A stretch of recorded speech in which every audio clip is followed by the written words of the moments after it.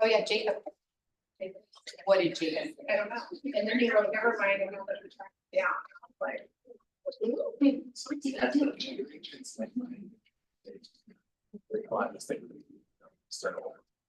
Do they do that? So, but we have a lot of.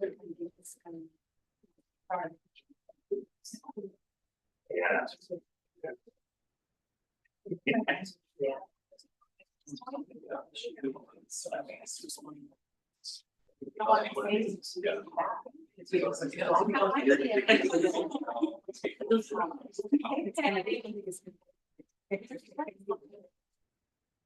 I'm writing everything's over. Okay, perfect. It's 5:30 right now, so I will go ahead and call to order the October 17th, 2024 meeting of the Salisbury Landmarks Committee. Excellent. Can the reporter please take roll call? Commissioner Turner. Commissioner Inman. Here. Commissioner Taylor. Here. Commissioner Morris. Here. Commissioner Strauss. Here. Commissioner Zimmerman. Here. Commissioner McLean Timber is absent excused. Commissioner Strong is absent excused. Commissioner Weathers is absent excused. We have four. Excellent, thank you.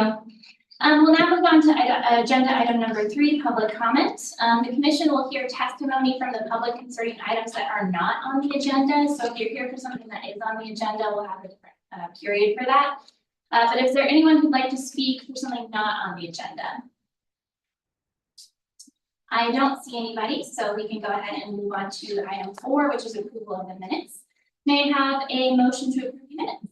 So moved. Second. Perfect. We have a motion by Commissioner Inman and a second by Commissioner Zimmerman. Are there any comments on the minutes? Okay, then we'll go ahead and vote. All in favor of approving the minutes, please say aye. Aye. Any opposed? Okay, minutes are passed. Excellent. That brings us down to our first public hearing, which is going to be historic design review case number 2416. I will now open the public hearing for historic design review case number 2416. This is for the what do we call it? The gate, I guess the Bushes Pasture Park at 730 Mission Street South. Sorry, I can't rest there for a second. Could the staff please read the hearing procedures into the record? This is a public hearing to consider case number HIS 24-16 for property located at 730 Eastern Street Southeast. The criteria applicable to this hearing are listed in Salem Revised Code, chapter 230.070, general guidelines for non-contributing resources. Failure to raise an issue prior to the close of the public hearing with statements or evidence sufficient to afford the Historic Landmarks Commission and the parties an opportunity to respond to the issue precludes appeal to the hearings officer on that issue. The similar failure to raise constitutional issues relating to the proposed conditions of approval precludes an action for damages in circuit court. Prior to the conclusion of the hearing, any participant may request an opportunity to present additional evidence or testimony. The Historic Landmarks Commission will then either continue the public hearings or leave the record open for at least 7 days. Excellent, thank you. Are there any conflicts of interest or ex parte contacts that anyone needs to declare? I would like to declare simply that I've worked with Cameron McCarthy in the past as a consultant. And though I'm not involved with them on any projects currently, and think I can be objective with this case. Perfect, thank you. Doesn't look like we've got anyone else, so we are now ready for the staff presentation. Thank you.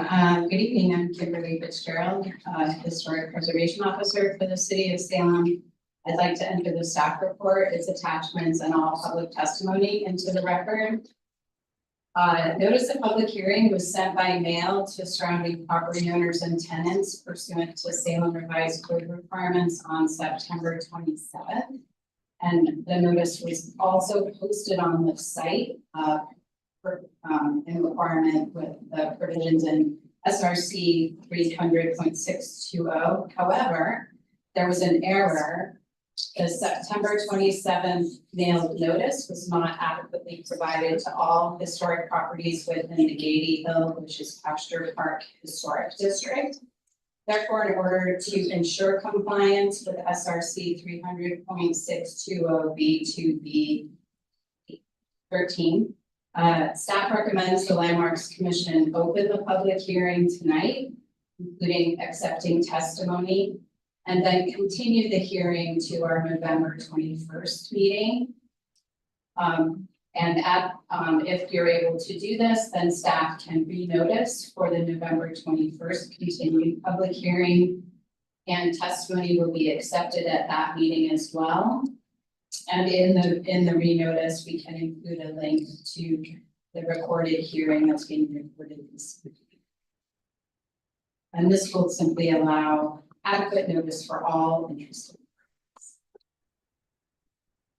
Okay, now I'm going to begin. The location, as you can see here on your screen, and many of you are probably already familiar with, it's located within Bush's Pasture Park and is considered a non-historic, non-contributing resource to our historic district. This is a photograph from 1949. I love it. It was actually taken from the Goodyear blimp. I didn't really realize it had even come to Salem, but there you go. And this was before the McCullough Stadium was built. And what I find interesting about this photo, I don't know if you can see my cursor, but not only can you see the baseball field there, but there's also a little driveway with cars that are driving around to the parking area there. A little bit about the history of this particular baseball field. So the Spec Key Baseball Stadium was actually constructed in 1989. And the portion of this portion of the property, which is 8.89 acres, was purchased by Willamette University in 1946. And at the same time, of course, that's where the property for McCullough Stadium was purchased. And the stadium, McCullough Stadium, was constructed in 1950. But the Spec Key Baseball Stadium was not constructed, or it wasn't completed, and it wasn't dedicated until 1989. Again, that's why it's non-historic, non-contributing to the district. The baseball stadium was named after longtime Willamette athletic director, football and baseball coach Roy S. Nicknamed Spec Keen. And they actually started construction of this baseball stadium in 1987. It took them about a year and a half, and it cost $525,000 and had at the time a seating capacity of 1,200. The Keene Stadium overlooks the John Lewis baseball field, which is currently comprised of a natural grass infield and dirt outfield. In 2019, artificial turf was installed on the mound, home plate, baselines, and bullpen areas. And in 2020, additional renovations were completed to the clubhouse. So that's a bit about the history. I'm also going to give you a bit of background about a couple of other items that I think especially have heard and will hear in the public testimony that aren't directly related to the applicable criteria for this case, but I wanted you to have a better understanding of this background. So the Bush's Pasture Park and Deepwood Estates Gardens Cultural Landscape Management Plan, that's a mouthful, otherwise known as the CLMP, was adopted by City Council in 2021. And I think we've shared with you a bit about that in previous meetings right around the time it was adopted. And I believe park staff came and discussed it with you. This is a management tool designed to guide city park staff in decision-making. To clarify, it's not as SRC 230 is, which is a code with criteria that is required as we follow the quasi-judicial land use process. The CLMP is not that. And the Landmarks Commission does not have a formal role in the CLMP process itself. In June 2024, the Salem City Council approved an amendment to an existing agreement with Willamette University regarding the use of Spec Keen Stadium Apollo Stadium and Bush's Pasture Park. And this new agreement amended the encroachment areas, which you can see, I hope, on your screen on the vicinity map there, highlighted in pink. And it defines further who's responsible for using and maintaining the facilities. And it outlines terms related to public access and future improvements. And this, of course, new agreement was part of the broader initiative by Willamette University and Salem Baseball LLC to enhance John Lewis Field. City Park staff reviewed the amendment along with the proposal as part of this process. And they found that the expanded encroachment fell within the CLMP Lower Oak Grove and Upper Oak Grove management areas, which this is a map of the management area from that plan. And they found that within these management areas, the CLMP management objectives, they do relate to conservation and enhancement of existing Oregon white oaks and camas communities. But they found that the proposed baseball stadium improvements would not encroach or harm these existing Oregon white oaks and camas communities. And we do have Rob Romanek here from Park staff. If you had additional questions later on about this. Okay. Now I'm shifting gears and we're just going to focus on this proposal, and I'll begin as I normally do with what things look like now. This is from the applicant and it's a site plan showing the existing conditions. It should be in your packet and available to you if you can't read the small writing very carefully, but it shows the orientation of the field and the current improvements, including the walkways and fencing and the perimeter.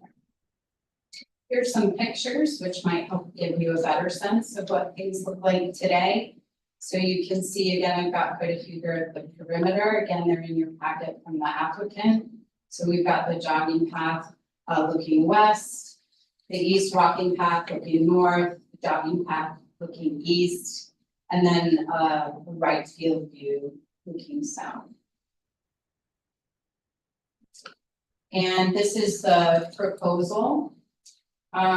Specifically, the applicant is requesting approval to install new turf, fencing, lighting, and hardscape improvements. New concrete walkways are proposed around the perimeter of the existing grandstand and field. And these are primarily within areas that are currently gravel. New synthetic turf is proposed to replace the existing grass and dirt playing surface, and these will be colored green and brown. The applicant is proposing new metal fencing and gates ranging from 3 to 8 feet in height around the perimeter of the ball field, along with access gates, including moving one on the south end of the field. New synthetic protective netting is proposed 40 feet in height, held by metal frames at the south and west perimeters of the ball field. And here are some renderings, again, prepared by the applicant in your packets, but they're quite similar to the existing views that I just showed you. Again, the jogging path looking west, and you can see the proposed new metal fencing and the netting there in that view, and the new lighting. The jogging path looking east, the jogging path looking west. Yeah, looks like I've got double there. And now we've got some aerial views, not taken from the Google one, but renderings again by the applicant. A view looking west and an aerial perspective looking south to give you a sense of what these improvements will look like once constructed. So I'm going to go into a little bit more detail about the proposed lighting. So the proposed new lighting will be 80 feet in height, and the lights will be LED. The posts are gonna be made of aluminum with a black powder coat finish. And the illumination of these new lights will be approximately 30 to 50 foot candles. And according to the applicant's analysis, the use of LED lighting will ensure that the illumination will be focused directly upon the field. You can see one of the renderings that I'm sharing with you here demonstrating that. And there, I want to also point out that the proposed height of these new lights does not exceed the height of the existing lights on the adjacent McCullough Stadium.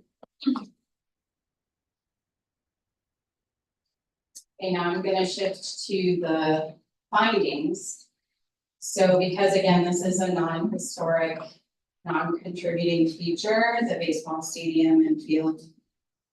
The applicable guidelines are found in SRC 230.070. So I'll begin with materials.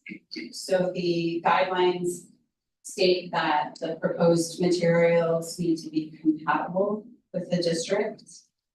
The proposed materials include both those traditionally found throughout the historic district, including concrete hardscape, metal lighting, and perimeter fencing, as well as more modern materials such as synthetic turf and netting.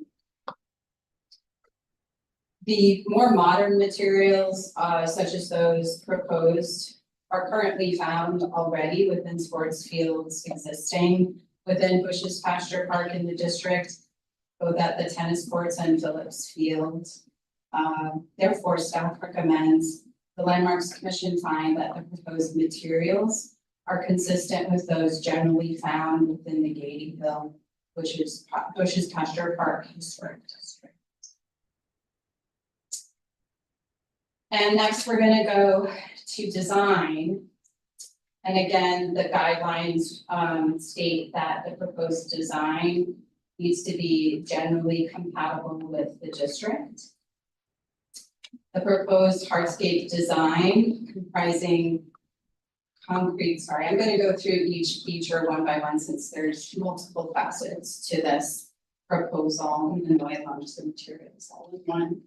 So we'll start with hardscape. So the proposed hardscape design is comprised of concrete walkways around the perimeter of the ball field.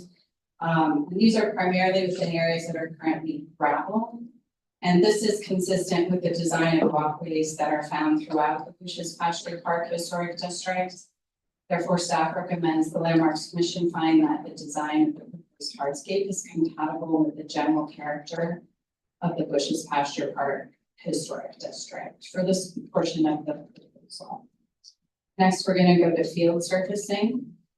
So the proposal to replace the existing natural grass and dirt playing surface with synthetic turf colored green and brown is compatible with the design of existing sports fields and playgrounds within Bush's Pasture Park. While this proposed turf is synthetic, the design and color convey the appearance of grass and dirt, similar to the existing infield and grass outfield.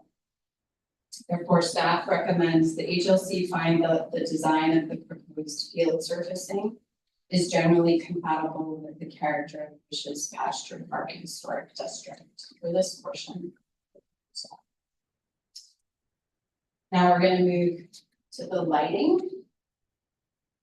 So overall, the proposed lights are compatible in scale with the surrounding Bush's Pasture Park Historic District because there are similar existing non-contributing lighting fixtures nearby.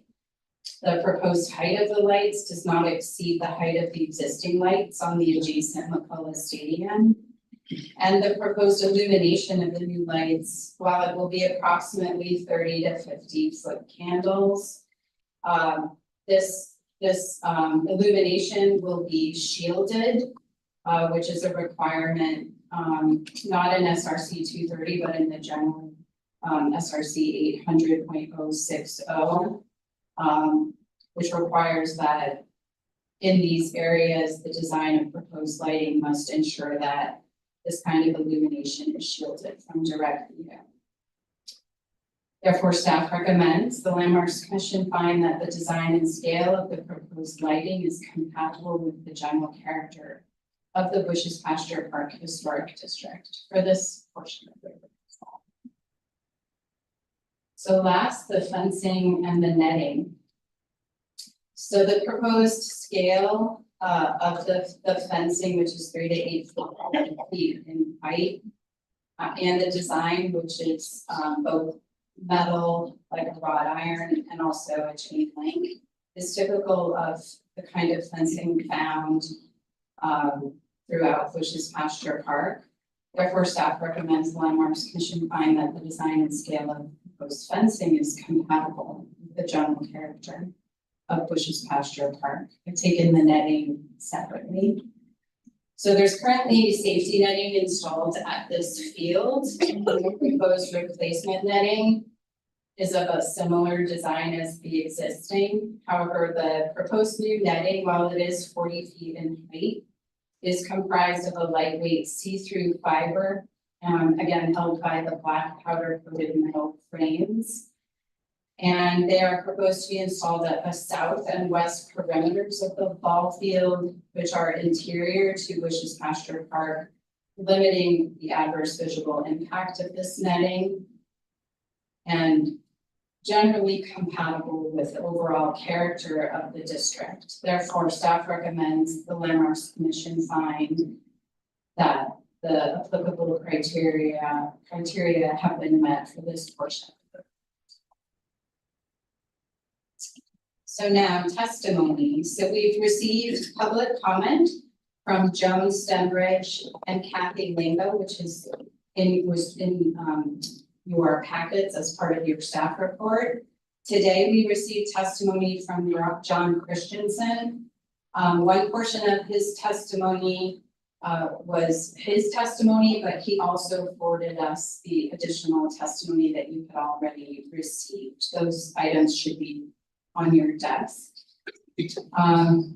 I address the concerns brought up by Joan Stembridge and Kathy Lingo in your staff report. John Christensen's comments, again, they were just received today, and provided the Landmarks Commission continues the hearing, staff will do a supplemental staff report to fully address those, but in general, his concerns substantially align with the issues already raised, with the exception of an issue relating to the nature of the intrusion of the proposal. We did receive again comments from Evan West representing the Stan Neighborhood Association, and those were also addressed in the staff report. Concerns relating to compliance with cultural landscape management plan, archaeological compliance, as well as concerns relating to parking and pedestrian access and lighting were brought up. And again, staff responded to those concerns in the staff report, generally clarifying that archaeological compliance is required, and other specific issues relating to the use of the baseball field will be addressed primarily through the site plan review process. The current planning section of the planning division is currently reviewing this class 3 site plan review and class 2 adjustment. The Landmarks Commission does not have any kind of regulatory role within the CLNP process, which I mentioned before. And nor do they have a role in the site plan review process. However, we are required by SRC 230 to ensure that both land use processes are happening concurrently. Other comments from city departments. Fire reviewed the proposal and stated that fences engaged shall not obstruct fire department access or occupant egress. And the building and safety division stated that building permits are required. We did not receive any public agency comments. So staff recommends the Landmarks Commission approve the proposal based upon the findings presented in the staff report this evening.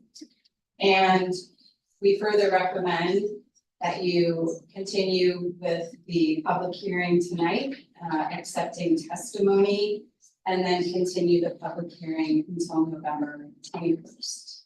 This concludes this afternoon. Excellent, thank you. Are there questions for staff? Commissioner Moore? So can you describe the existing fencing in comparison to the proposed fencing? You mentioned that the new fencing is a variation of 3 to 8 feet. 3 to 8 feet, that would be a better question to ask the applicant. Okay. I think they could provide more specificity. Great, thanks. Commissioner Kaiser? Thank you. Could you help us just understand that, you know, this is a non-contributing resource in the historic district. Could you help us understand the differences generally between how code is applied to a contributing resource versus a non-contributing? Yes, absolutely. So, speaking regarding the guidelines, so we have a set of guidelines in SRC 230 that are for historic contributing properties. And those are aligned pretty nicely to the Secretary of the Interior standards. And those are intended to ensure that something that has what we call historic integrity, meaning enough original material and design to convey that period of significance, is kept intact. Our job is to manage the change of historic resources. It's inevitable when people live in them and use them, that we make sure that they can continue to live and enjoy them, and also their sites and also parks. And there are contributing resources identified in Bush's Pasture Park. And those features would have a different process than the one we're looking at tonight, different criteria.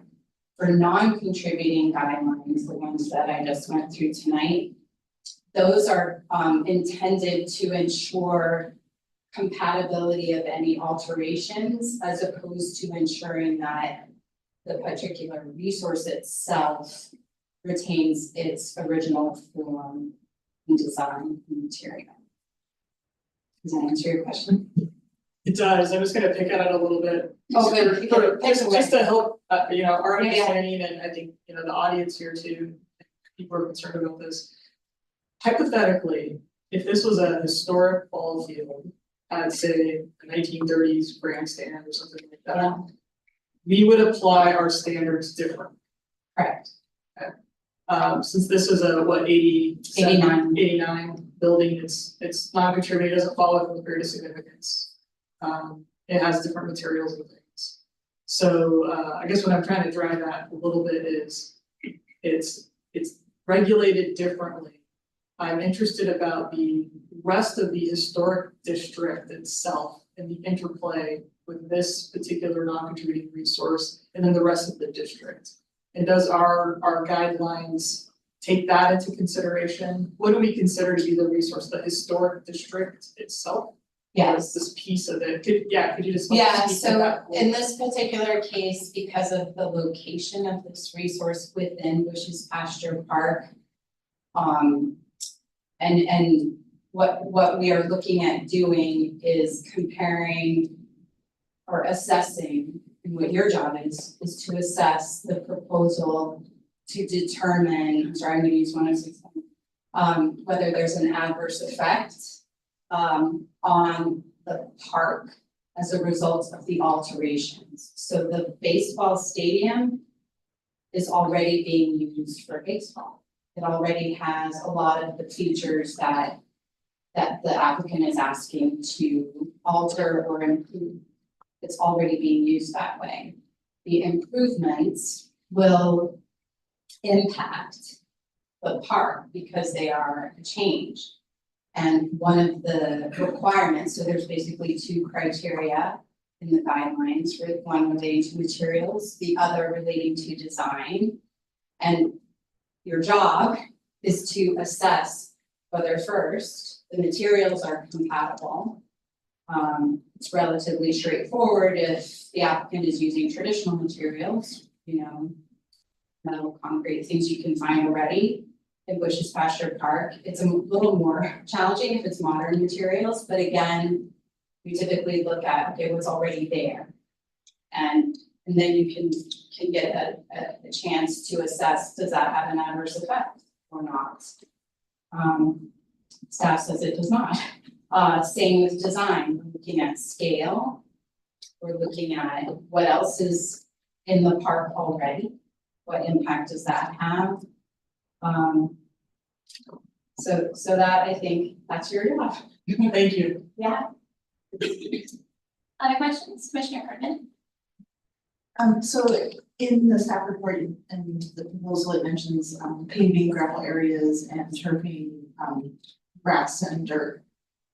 Has this been examined to see if it triggers any impervious surface issues with stormwater or anything like that? Yeah, I'm gonna let Olivia answer that.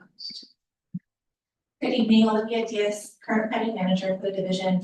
As part of the site plan review application process, our development services team does look at the stormwater report, which has been submitted and being reviewed by a consultant at WCAG.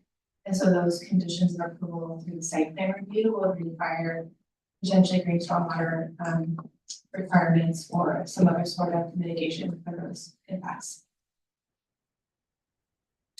So you're saying it would require some sort of a stormwater mitigation?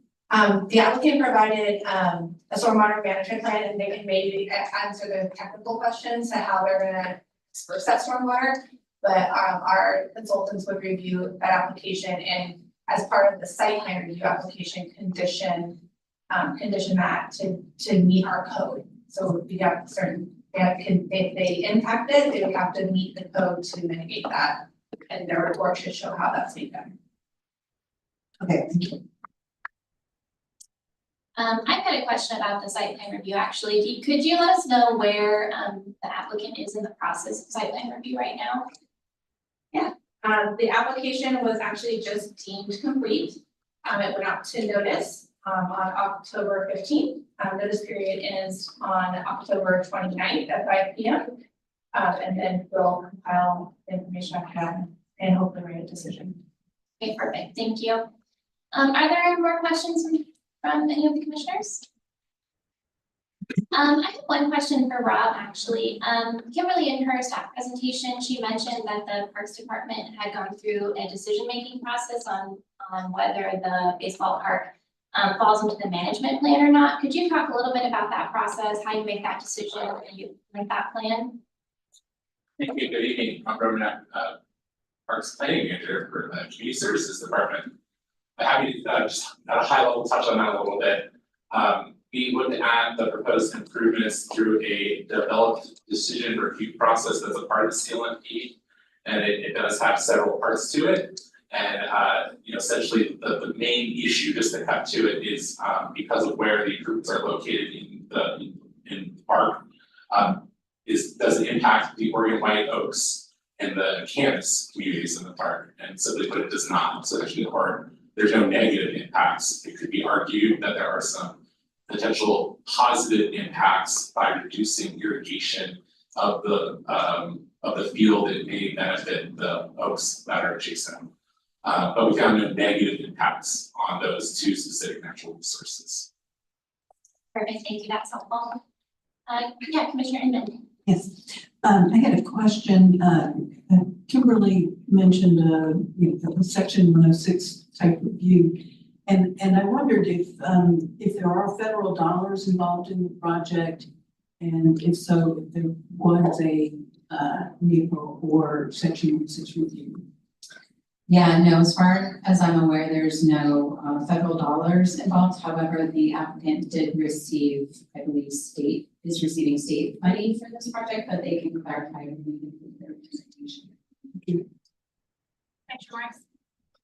So you may have mentioned this. I just want to clarify the fact that there's an increased occupancy and pedestrian traffic to this, that is outside of our purview. Yes, that's correct. Okay. All right, any more questions before we move on to the next stage? Does anybody raise their hand? So we'll go ahead and move to the applicant's testimony. Please state your name and address for the record, or your business address if you're representing an applicant. Please note that your testimony is limited to 15 minutes. Once you're ready, I'll go ahead.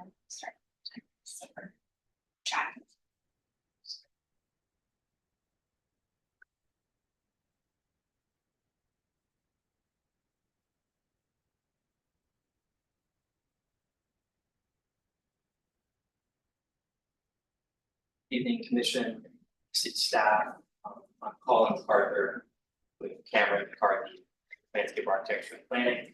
Is your microphone on? Sorry. Oh, there we It's go. not, let me say that again. Good evening, Commission and staff. I am Colin MacArthur with Cameron McCarthy. My address is 160 East Broadway, Eugene, Oregon, and I represent the applicant, which is Willamette University. So this project includes facility improvements to Spec Keene Stadium and John Lewis Baseball Field. And the request involves historic design review, which is this application, and then a concurrent request for site plan review and adjustment review that is in process separately but concurrently. We have some of the same historical context that I wanted to feature as staff's testimony. So Willamette University owns about 9 acres, it's 8.89 acres of property within Bush's Pasture Park. And they purchased that property in 1946. And property currently includes McCulloch Stadium and Spec Keene Stadium. McCulloch Stadium was constructed in 1950, and then Spec Keene Stadium, which you can see here on existing conditions. Construction began in 1987, and then it was dedicated or completed in 1989. And the stadium itself includes field that's named for John Lewis. That field has mostly a natural grass infield and a dirt outfield. There is synthetic turf already installed on the field at home plate, on the baselines, and the bullpen areas. This was put in 2019. And then to the north, McCulloch Stadium. Inside of that is a synthetic turf field primarily used for football. And outside of that is green synthetic turf, and then outside of that is a polyurethane running track that is red in color. These are some of the athletic facilities that comprise this area of the park. So our proposal is relatively straightforward in terms of materials, looking at hardscape improvements, concrete walkways, looking at converting all the field surfacing to synthetic turf, lighting, adding flagpole, and then new fencing around the perimeter, around the outfield, and some new replacement netting for safety. And I'll go into a little more detail on each of those improvements. The approval criteria, which we were advised to address and have met in our material, are the general guidelines for non-contributing resources, because the stadium itself is a non-contributing resource. And those guidelines talk about how materials should be consistent with those present in buildings and structures in the district generally, and then how alterations should be compatible in design and construction, the general character of buildings and structures in the district. So you'll hear me mention generally compatible, generally consistent as part of my testimony. Breaking down each of the improvements. Actually, let me go back to this side, so I'll talk about hardscape. Hardscape areas are proposed around the stadium on the perimeter of the field. They will be comprised of concrete walkways. Concrete walkways are present in other areas of the district around McCulloch Stadium and on Mission Street and other places, and the design is generally the same. And so we found that to be generally consistent, compatible with other features in the park. Field surfacing, I mentioned the proposal is to replace the existing natural grass and dirt playing field with synthetic turf. That turf will be colored green and brown, except for the base paths, of course, which are white. And I'll note that the existing field already has some of these elements, baseline, home plate, as synthetic turf, and then the existing football field inside Polk Stadium is green with white stripes of a similar makeup of turf.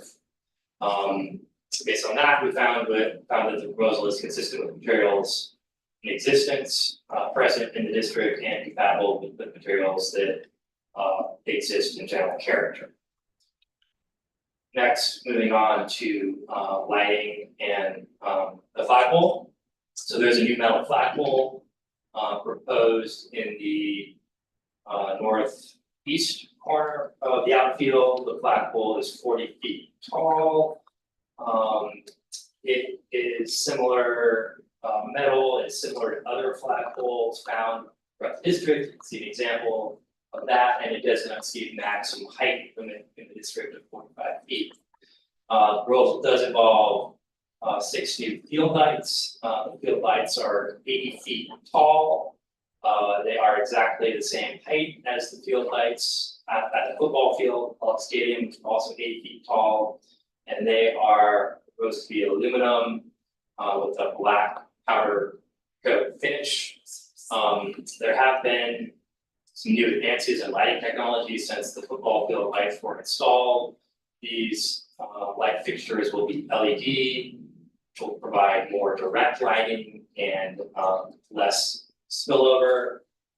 This is a diagram from our lighting specifications that shows that the field will be illuminated an average of 30 to 50 foot candles inside the red line, and out to the blue line.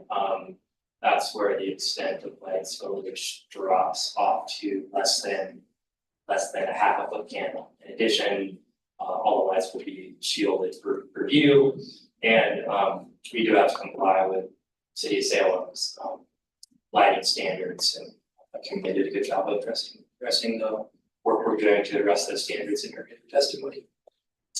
Moving on to fencing and netting, and we have some existing and proposed photos. There is new perimeter metal fencing provided around the stadium. That's what you see in the image on the right. That will be black metal panel fencing, 8 feet in high. Some examples are shown in photos on the top. And then the bottom photos are before and after rendering. And then the outfield fencing is proposed to generally match what is there now, galvanized steel chain link. That fencing will be several segments of different height, ranging from 8 feet to 6 feet to 3.5 feet. So really 2 types of fencing, metal panel and then galvanized chain link, which we found to be present elsewhere in the district and generally consistent with features already existent in its existence in the district, excuse me. And then protective netting. Again, this is the before and after rendering. You can see the proposed protective netting in the image on the right. There is already protective netting in existence at the field, and this proposal would replace the protective netting. It is a more modern material, but that material is generally consistent with what exists on site today.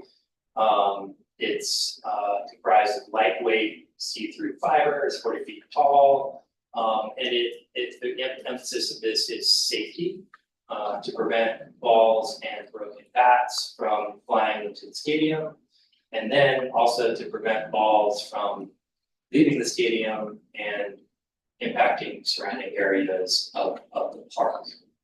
So it's used as a necessary component of improvements to the stadium. I mentioned fencing is present currently in the stadium and other elements like the discus cage in Polk Stadium on the track. So again, found that this was generally consistent generally comparable character to what's in existence in the district. Finally, I'll note that Willamette University has operated athletic facilities in Bush's Pasture Park for the past 74 years. And this proposal is, although a modest investment, is consistent with past investments the university has made to athletic facilities it owns. It operates within the park. Willamette University is committed to continued partnership and coordination with the city to achieve beneficial outcomes for the community and for its faculty and staff. And we support staff's recommendation to approve the project, and happy to address any of the commission's or staff's questions at this time. Excellent, thank you. Are there questions from the commissioners? Commissioner Zimmerman. Thank you. I was curious with the improvements that are being discussed here this evening, with these improvements, are they in the pipeline or would have been in the pipeline for Willamette for this field, even if there wasn't a summer baseball league plan there, or, you know? It's a good question. I've got a representative from Willamette University, Rob Passage, with me today. I'd like to answer that question during the rebuttal period. That's okay, so I can get my facts straight, but I don't know. I want to be certain of all of the funding sources before I answer that question. Certainly. We can, we'll ask you some questions and then we can have your co-partner come up to answer some questions as well. More questions from the commissioners? Commissioner Kaiser? Thank you. I was just thinking back to Willamette and the soccer field. It's in a totally different place. But it has really high netting and those big poles. Is that, I don't know if you're familiar with that. Is that something similar? And that might be a question maybe for rebuttal.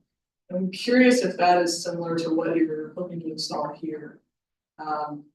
As maybe a way for, I think people travel by that quite a bit. It's I'm not really appreciating what popular. you envision. I've spent a lot of time on the track at football stadium. I'm not that familiar with that facility, but this type of sports netting is used for baseball, soccer, cross, discus cages, hammer cages. So yeah, it's we would agree that it's very similar to what's in place at the soccer field.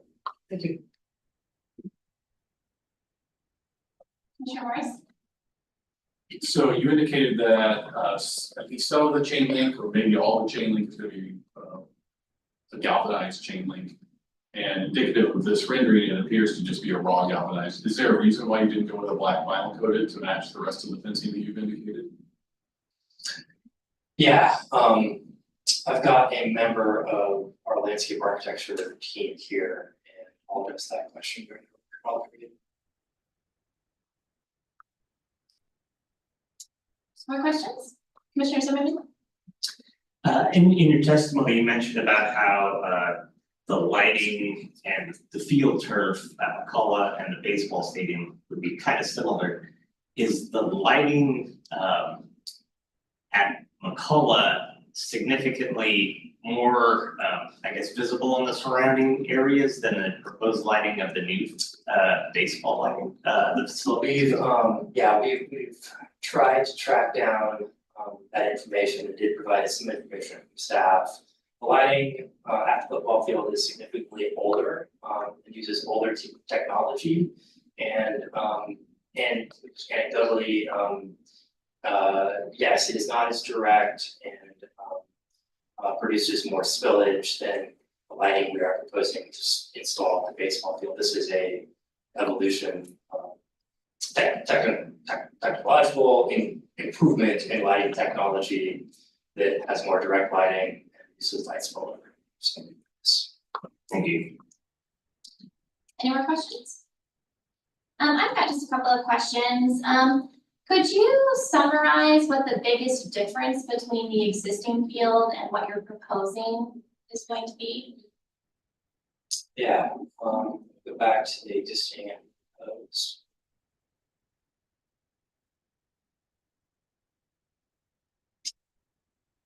Biggest difference is that it will be playable year round, and I suppose I mean design wise. Yeah, that's what struggling field is gonna be, dimensions are exactly the same, it'll be entirely synthetic turf, there will be no gravel in the outfield. It will be synthetic turf, it is brown, I think the biggest difference probably around the stadium is paving of some gravel areas will make viewing areas more accessible for spectators. Adding a lawn berm in the outfield for additional spectator and optional viewing space for spectators. So really, we're formalizing areas that are currently in use for viewing, making the spectator fan experience more enjoyable. So you would say maybe the field turf is one of the biggest Field differences? turf is most of the field turf and the lighting are the significant changes. And could you talk a little bit about what design choices you made to ensure compatibility with the district at large? Yeah, we looked at what materials, again, the materials are fairly simple, concrete walkways, fencing, lighting.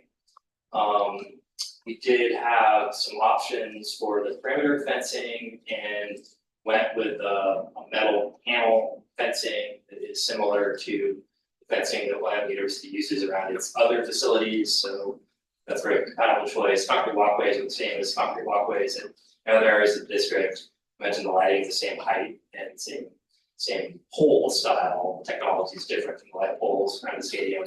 And then with the galvanized chain link fencing, that's also a common material used around baseball stadium. It's even used along Mission Street as you come into Bush Pasture Park, so there. And it's a relatively common choice for these types of facilities. So our choice was to match, choices were going to match with what is there and to make improvements such as the perimeter fencing. When you say that you are looking at other Willamette facilities, what facilities do you mean? Primarily mean call it stadium. Okay, so the facility within the district. Correct, that's right. Pulling things from. Okay. Clarification. Are there other questions? I think we don't need to wait for rebuttal for the questions from me. Yeah, we can invite your other folks up to answer the So I'll get other back questions. to you on the funding question, then I've got a fencing question I want to ask Chase. Let me coordinate with team real quick.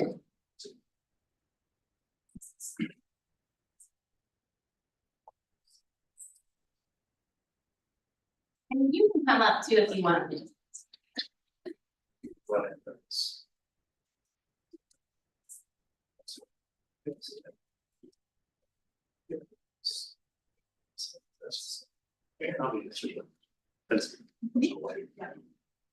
And if you could state your name and address for the record, that would be amazing. Gotta go listen? Yeah, Yep. I think so. So I could be on the TV.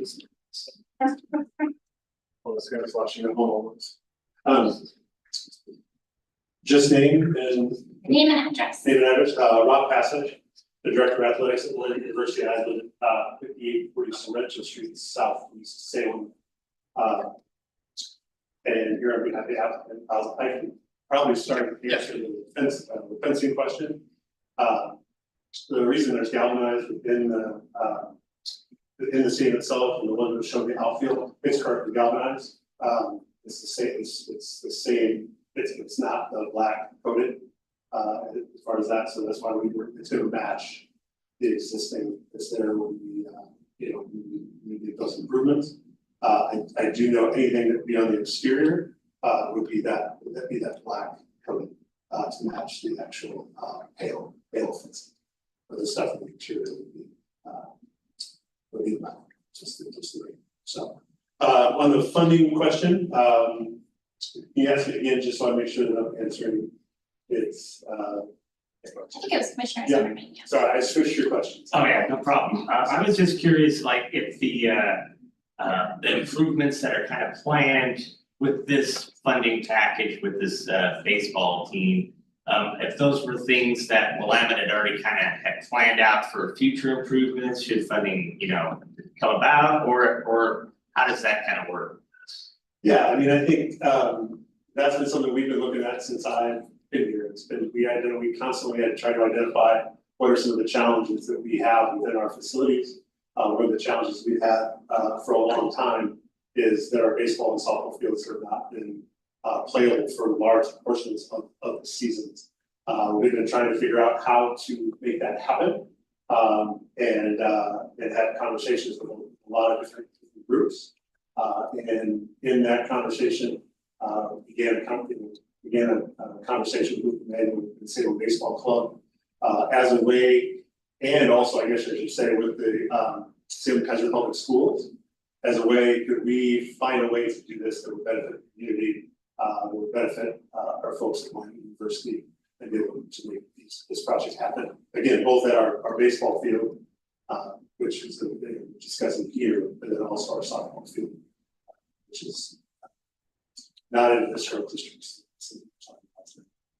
Thank you. Does that make sense? Any other questions?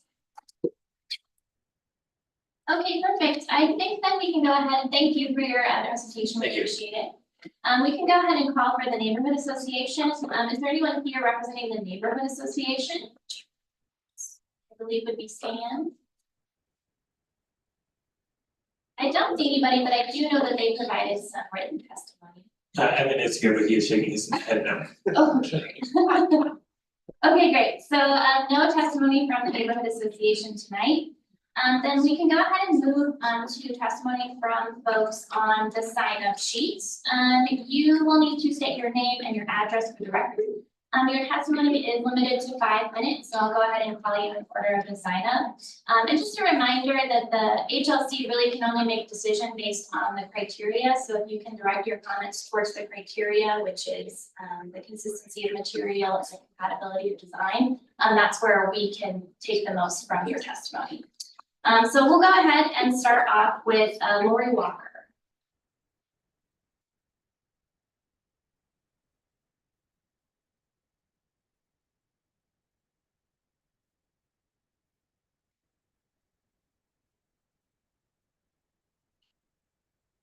I'm Lori Walker and in the Scan neighborhood, Ward 2 in Salem. Do you need my address too? Yes, please. Oh, 1840 Capitol Street Southeast. So this is regarding the baseball, Willamette Baseball Bush Park. I live in the Scan neighborhood and have for over 40 years. I am a member of the Scan board and a few Scan committees. I'm speaking on behalf of myself. I'm not speaking for Scan or the neighborhood. I was a Scan president when the baseball proposal originally came forward for approximately a 2-year period. I'm a little concerned that the most recent report of our HPPG committee that was submitted had not had time to go to the full board for a full board vote. This proposal has been very divisive for a lot of areas in Salem, especially ours. Of course, there are neighborhood concerns that need to be addressed. Of course, Bush Park needs protection. There is also excitement and support for the baseball proposal. I too have an investment.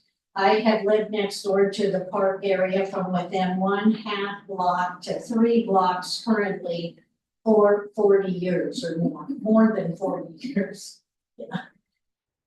I am in support of the baseball at Willamette. I believe it will be a great asset for families and kids. Students in Salem Kaiser schools are going to be able to use it, and I am hopeful that the issues can be worked out where they're satisfactory for everyone. Any questions? Excellent. Thank you so much. We appreciate it. The next person on the list is Jim Shepke. Thank you, Madam Chair, members of the committee. Jim Shepke, I live at 1840 East Knob Hill in Scan. And I just want to second the comment that you just heard from Lori Walker. I was on the Scan board for a dozen years, and I think it's highly inappropriate that you receive a report Purported to be from SCAN. It was actually from a SCAN committee. I just want you to understand that. The SCAN board as a whole never voted to approve this report that you have. And the same thing happened at the Parks Advisory Commission, and I went there with the same complaint. I don't think you should ever get a report from a committee of the neighborhood association that hasn't been approved by the entire board. That's my testimony. Thank you. Any questions? Excellent, thank you. All right, Joan Stanbridge.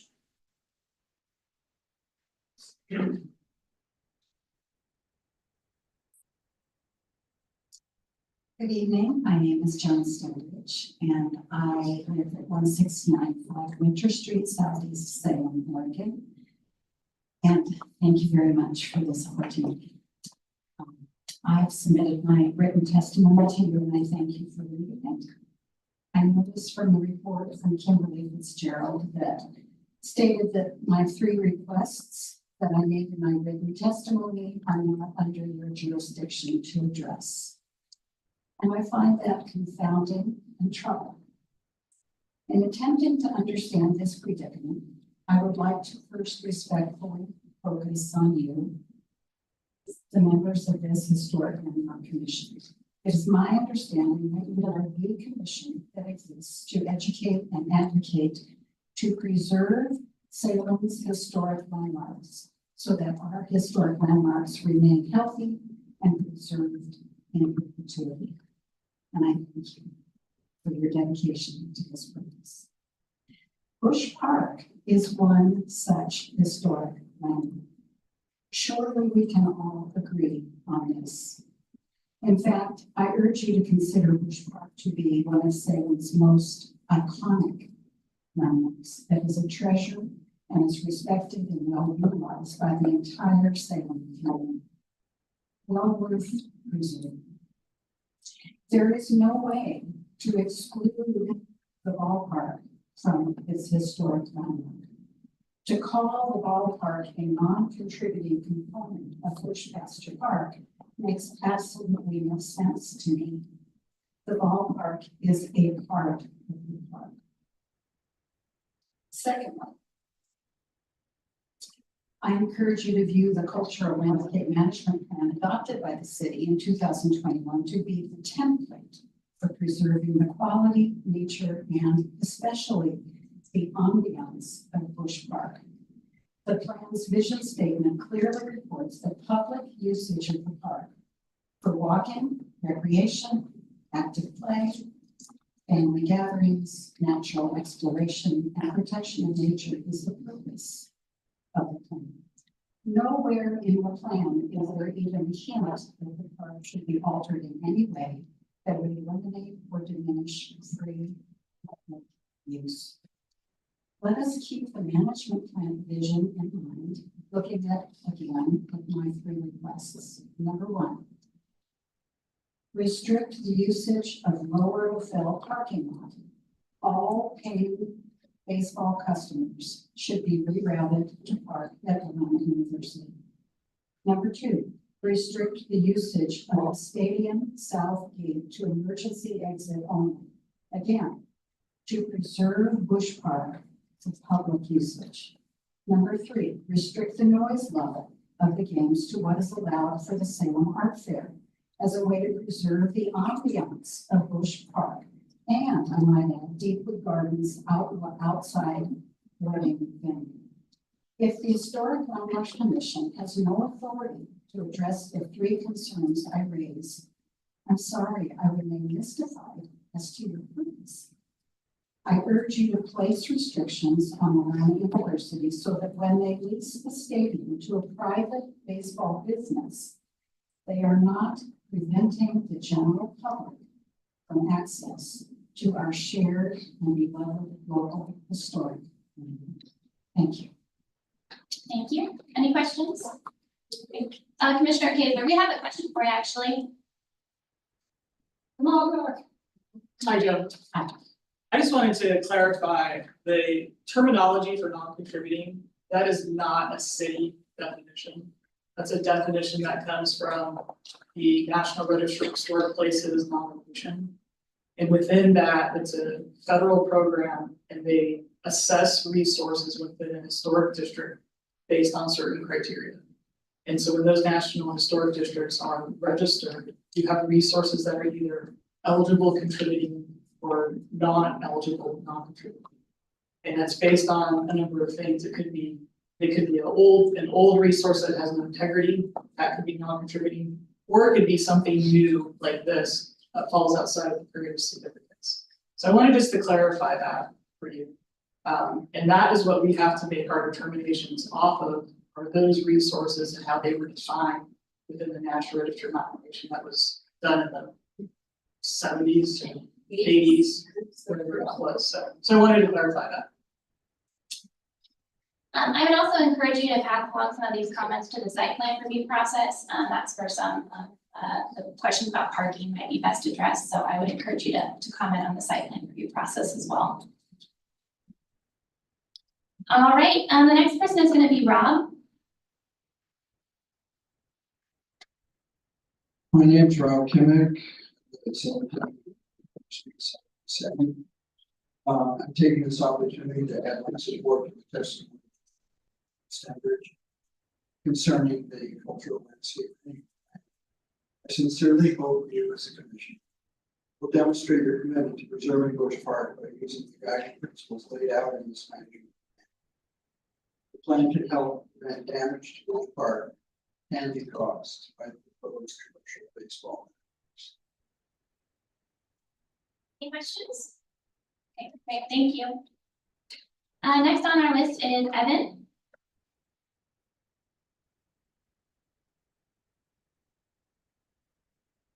Thank you very much. I'm Evan West.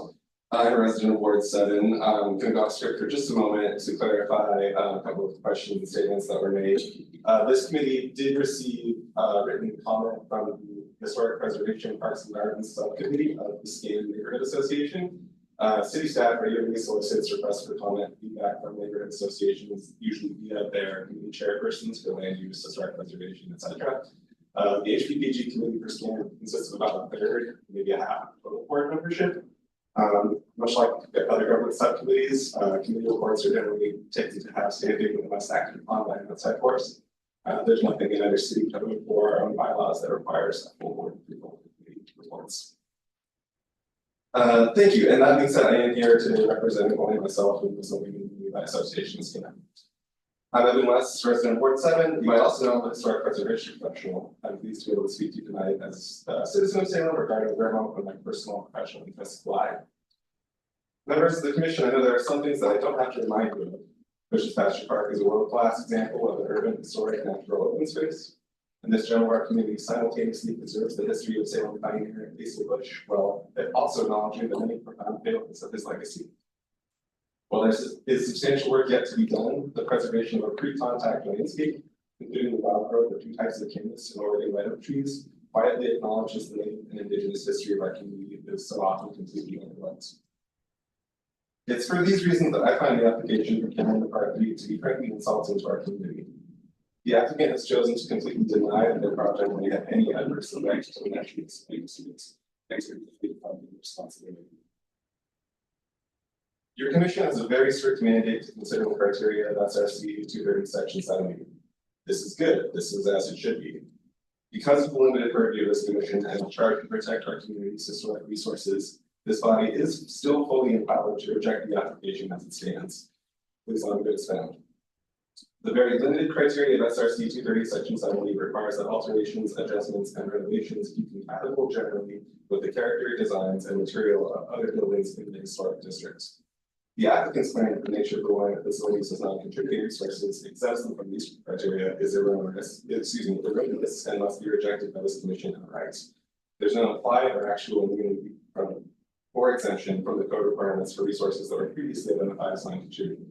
I think some misunderstanding what happened tonight is assuming that non-contributing means not affecting. Those two are not the same. Furthermore, the determination of general compatibility cannot be made by evaluating the only university facilities against themselves alone.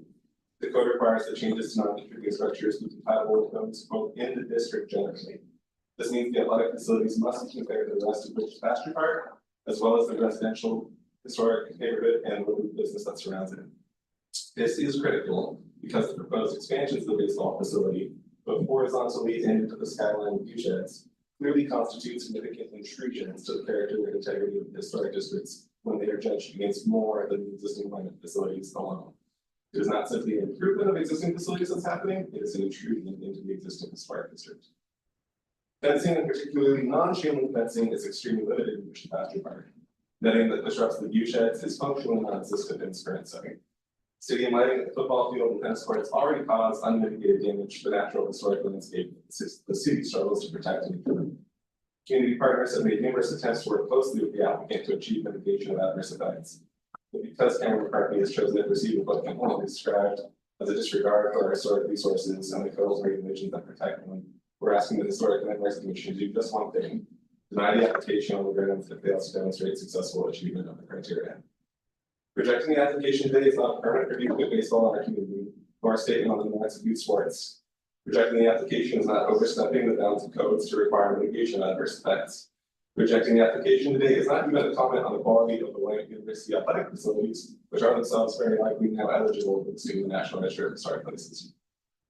Members of the Commission, your responsibility to reject the application as it stands today rests purely on the failure of the applicant to provide sufficient and applicable evidence that they have met the criteria of the city code.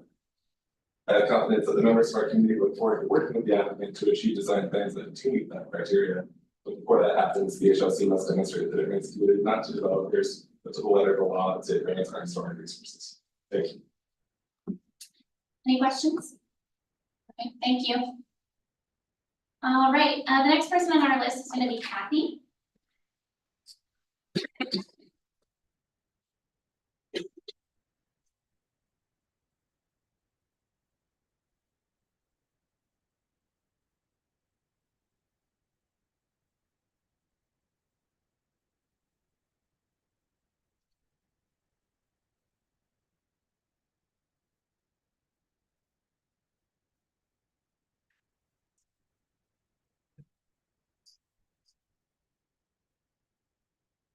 Good evening, and thank you for this opportunity. My name is Kathy Lingo. I live at 1755 Winter Street Southeast in Salem. I am a retired architect who specializes in historic preservation projects, mostly in the Rocky Mountain region and mostly on national parks. The Historic Landmarks Commission evaluates projects using the city's criteria. In this case, the modifications to non-contributing resources affect contributing resources. So we need to consider the impacts on the historic district as a whole. The only information source for that is the Cultural Landscape Plan, CLMP, which was prepared specifically for this park. Without that, we have no current documentation of what are contributing resources, and we cannot evaluate impacts without that. Here's what the CLMP looks like. It's available online. And I would encourage the commission members to take a look at it before they make further decisions. I stand by my previous testimony of October 9th, and that does refer to many parts of the CLMP, and I will not reiterate those tonight. The CLMP is a design and land use document. The National Park Service defines management plans to include issues such as resource preservation, visitor use, physical development within or near a subject property. Management is a broad term that includes design and land use. So why do we care what the National Park Service thinks? As a certified local government, or CLG, Salem is required to meet state and federal regulations and definitions for projects that affect its listed historic properties, regardless of funding source. Further, as this project is state funded, SHPO review will be required, and I don't know whether that has happened yet. Willamette University property is prominently located within the Gaiety Hill Bridge Pasture Park Historic District. The district boundary includes not only the park, but also portions of the surrounding historic neighborhoods. So not only must we consider potential adverse impacts this project may have on the park, we need to also consider impacts on the historic district and its neighborhoods. So what are those impacts? They arise from the greatly expanded intensity of use by a new private business. There will be 30 home baseball games plus playoffs within a 10-week period in the summer. Alcohol will be served and most of the games will be at night, likely ending after dark when the park is closed. This is an area of the park that is already heavily used on summer evenings. The current park users must leave by sunset and cannot have alcohol on park property. Impacts potentially include damage and trampling of contributing resources with insufficient city budgets for increased maintenance needs and security. The project also relocates and changes the function of the existing south gate. The existing gate is a lightly used service gate. The proposed new south gate is identified as a public entry and exit. This will change the dynamic of the South Pastures sub-area and the contributing historic resources residences within the district to the south. In conclusion, if you have not seen the CLMP, I respectfully request that you withhold your vote until you have. It provides the context that is needed to evaluate this proposal. Thank you for your time. Are there any questions? Perfect, thank you. All right, that is the end of our sign up sheet. Is there anyone else who did not sign up that would like to provide testimony? Not seeing anybody standing up, so I think we'll go ahead and move on to the applicant's rebuttal. You have 5 minutes if the applicant would like to rebut any testimony provided. And then please do restate your name and address for the record.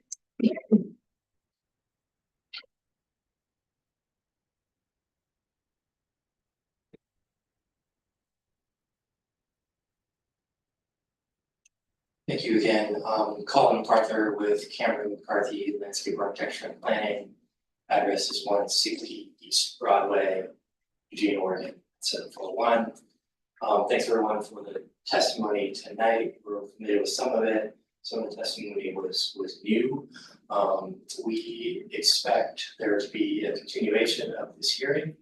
And as such, we'll take the opportunity to review all of the testimony thoroughly and provide a measured and thoughtful response in between now and the next hearing. And use that opportunity to answer additional questions as they may arise. So, other rebuttal testimony tonight. Thank you. Are there any other questions for the applicant from commissioners? Okay, I think we're good. So we can go ahead and move on to any additional questions of staff. Are there any more questions for staff from any of the commissioners? Okay, and we have had a request to continue this hearing, which means that we, if we vote on it, we won't be voting on the case tonight. So I am in support of continuing this hearing, and I hear a motion to that, if you'd like to do that. I move to continue the hearing. I'll second. Okay, perfect. We had a motion to continue the hearing to our November meeting by Commissioner Kaiser and a second by Juliana Inman. The public record will remain open, so we can accept new testimony written, or we'll do more testimony at the next meeting as well. Okay, is there any comments that you'd like to make before we vote? Okay, all in favor of continuing this hearing to next month, please say aye. Aye. Any opposed? All right, the motion passes. We will continue this hearing until next month.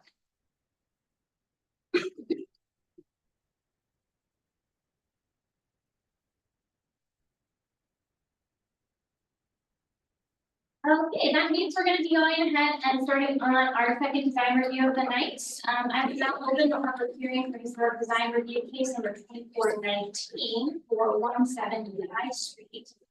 With the reporter, please read the hearing procedure statements into the record. This is a public hearing to consider case number HIS 24-19 for property located at 170 High Street Southeast. The criteria applicable to this hearing are listed in the revised code, chapter 230.065, general guidelines for historic contributing resources.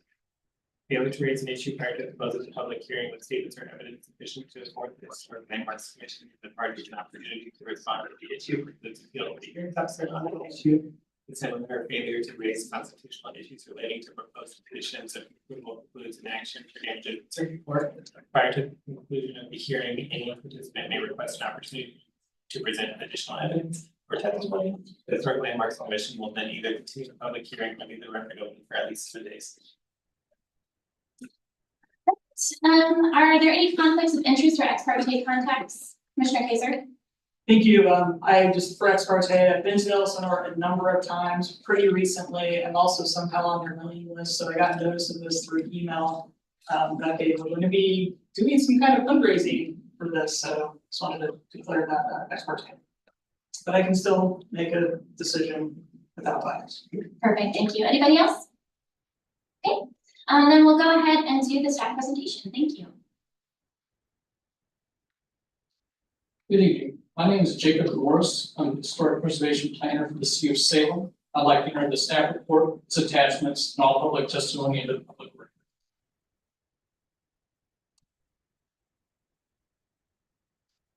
This property is located at 170 High Street Southeast and is a contributing resource to the downtown historic district as well as being individually listed. I'd like to give a little history about this property.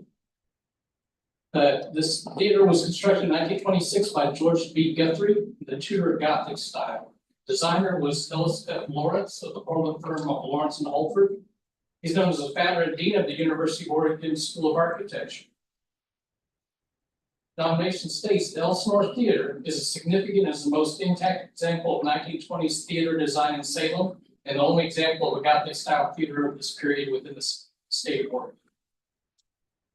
Likely because of its distinctiveness, several historic images are survived, and these are informing the project. Elements of the proposal, so I will highlight relevant things as I go along in the interest of efficiency. This is an image here of the theater in 1928. Please notice on there you can see the prominent blade sign and also the ornamental parapet grill work on the roof line there. And then if you look here, this is the opposite angle, and you can see those same elements. These two images here are predominantly what are being used in the project in terms of the period of reconstruction and the period they're interpreting off of.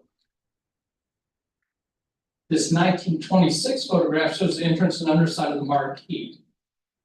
Please note that the lighting details for both the perimeter lights, you can see those there highlighted. They have these small shades there that are not there currently, and then also you have these shaped globes, and currently they are round globes over there. And then this 1940 photograph provides some indication of what the underside of the marquee looks like. It's hard to see detail, but you do see there's some level of articulation in there and ornamentation. And this is an image of the Elsinore in 1974, based on the MASH and the Spies movies that were playing at the time. And you can see they've been extensively altered. The original terracotta parapet elements have been lost and replaced with these wooden elements here.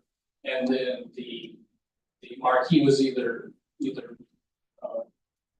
removed or entirely covered in this. And then the distinctive blade side has been replaced with this more squat and horizontal signage there. And then what brings us here today is that the applicant on September 3rd of 2024 submitted materials for a major historic design review to install a reconstruction of the 1928 historic Elsinore blade sign, install reproductions of the roof parapet elements, install more period appropriate lighting to replace non-historic fixtures, and add 2 message boards to the marquee, and also replace deteriorated non-historic tile in the Salco and also door hardware on the Elsinore Theater. We requested additional information on September 6th, which was provided on September 19th, and then we had a complete application on September 25th. Notice of public hearing was sent to property owners and tenants pursuant to code, SRC requirements on September 27th, and public hearing notice was also posted on the property in accordance with SRC 300.620.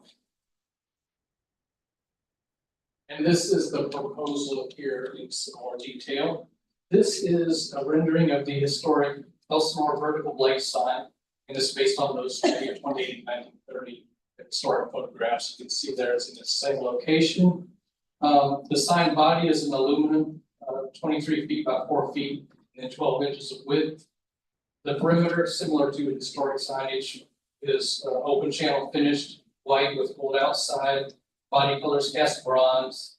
The lighting is LED sign bulbs, that are individual bulbs and shapes and illuminate in a similar color quality to the historic incandescent bulbs that would be typical of sign bulbs in that era. And then the sign is to be affixed in the historic location. And then the distinctive parapet roof elements, which you can see one really nice feature of that is it actually extends from the wall up into those and continues those vertical lines. You can see those are kind of vertical pickets with a kind of crown shape in the center and then more of a balustrade at the sides.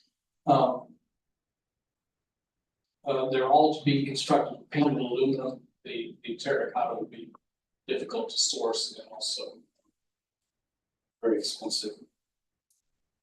And then the marquee elements, you can see, as mentioned previously, the schoolhouse shape design to be replaced with gold designs, and then there is painted gold detail elements and striping in there to further articulate the underside of the offering in there. And then the entry alcove as a whole, the proposals are finished doors in kind, replace more non-historic door handle plates, slightly more detailed versions. Also proposed to replace the deteriorated grid plate floor in kind, but also add a logo inlay and gold finish inlaid accents to direct traffic to the doors. And then the current non-historic poster holder, which you can see here, the proposed one, which is currently a non-matching aluminum finish that doesn't exactly fit along with gold accents to better match the overall level of finish of the building, and also to size to fit the historic wall recess that's in there. And then the last element are two electronic display signs that measure 28 by 96. Those would flank the existing Elsinore signage, one on each side. And those would be electronic displays. I'm sorry, electronic city boards. And then the guidelines we're using to evaluate these are 230065, the general guidelines for historic contributing resources. This application is being evaluated under section 230065. We recommend that HLC determine that all guidelines be met without qualification, except for the electronic message boards, which I'll get to later. And then the consistency with the guidelines are not being evaluated for these because so many comments shortly. The general guidelines, the first is address the historic use, and it would be a continuation of the historic use. And then B and C are talking about distinctive features, distinctive materials, repaired, and that being repaired. And when we look at this, we're seeing that these are, as you can see in the 1974 image, a lot of the physical historic fabric has been lost over time. And so much of what is there in terms of material is from the 1984 rehabilitation of it. And so we're looking at retention of the design more than the material in a lot of the marquee elements. And so we find that they're used the most sensitive approach for those. And then also the changes over time that you would see under E the 1970 changes would not have been within the period of significance. Those would not have they would not have gained significance at the time they were reviewed. So it would not be appropriate to it would not be appropriate to restore them to that era. And then the alterations and additions, they're not doing a lot of additions, mostly it's a reconstruction of elements that have been lost. And so those would be very minimal changes. And there are no known structural deficiencies in the property, and there's no excavation or grading, so all of these are even better. And then we did receive we received one letter of support for this project from the public. We received a letter from the neighborhood association in support of it. We did not receive any public agency comments. City departments did have comments, which I will summarize now. The Building and Safety Division reviewed the proposal and commented that building permits are required for the project. The Development Services Division reviewed the proposal and recommends that the application that any structural building permits to ensure that the sign is sound does not pose risk to public right. They also recommended the applicant obtain a revocable license to approach prior to issuance of the building permit with the sign because of no public right of way. And then the Planning Division reviewed the proposal and commented that for SRC 900.2000, reconstruction or installation of historic signs in historic districts are not subject to the standards for freestanding signs, hanging signs, projected signs, roof signs, and wall signs. And a sign permit will be required, which would be applicable to the large blade sign, which otherwise would not be an appropriate sign. However, pursuant to SRC 900-070A, no electronic display sign shall be allowed within a historic district. And that is for the reason why staff is compelled to recommend that HLC deny the electronic message board specifically, because that falls outside the purview of the Historic Landmarks Commission. And as we mentioned there, that is our overall recommendation is that the HLC determine that all guidelines are either met without qualification for all aspects of the proposal except for the electronic message boards. The consistency with the guidelines are not being evaluated for these because they're prohibited under a different section. And the HLC approval of the electronic sign would not override the code provision. So even if it were approved by HLC, it would still not be issued a sign permit because it's not having to kick in.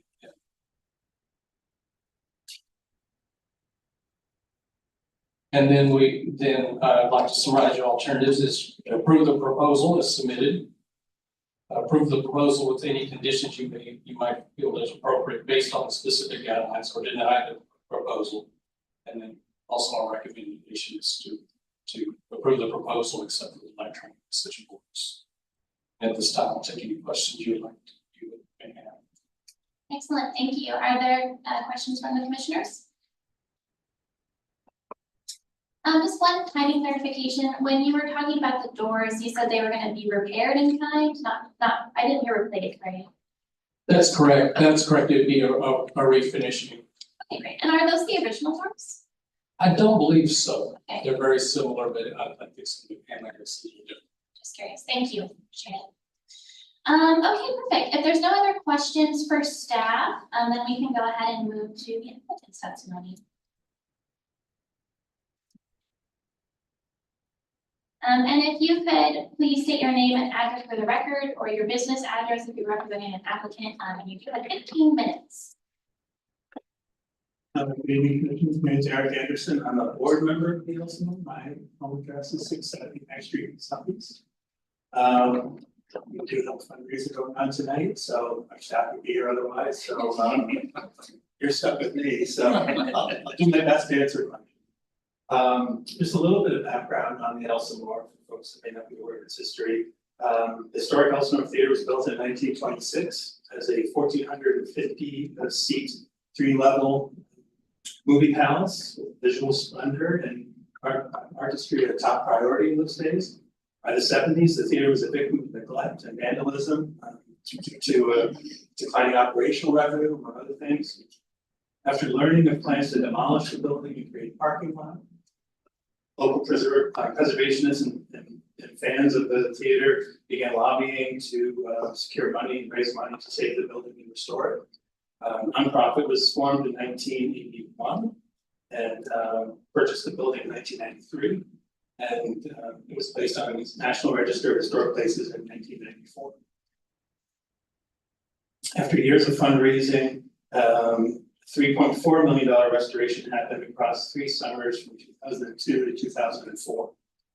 Other than new paint, the facade has not had any significant attention since that restoration effort over 20 years ago. It's critical to keep the outward appearance of the venue to attract people, to reflect the fact that it's successful. The inside of this offering quality entertainment is a successful operation. We are working with Fernando Duarte Design, a firm that specializes in historic theater preservation.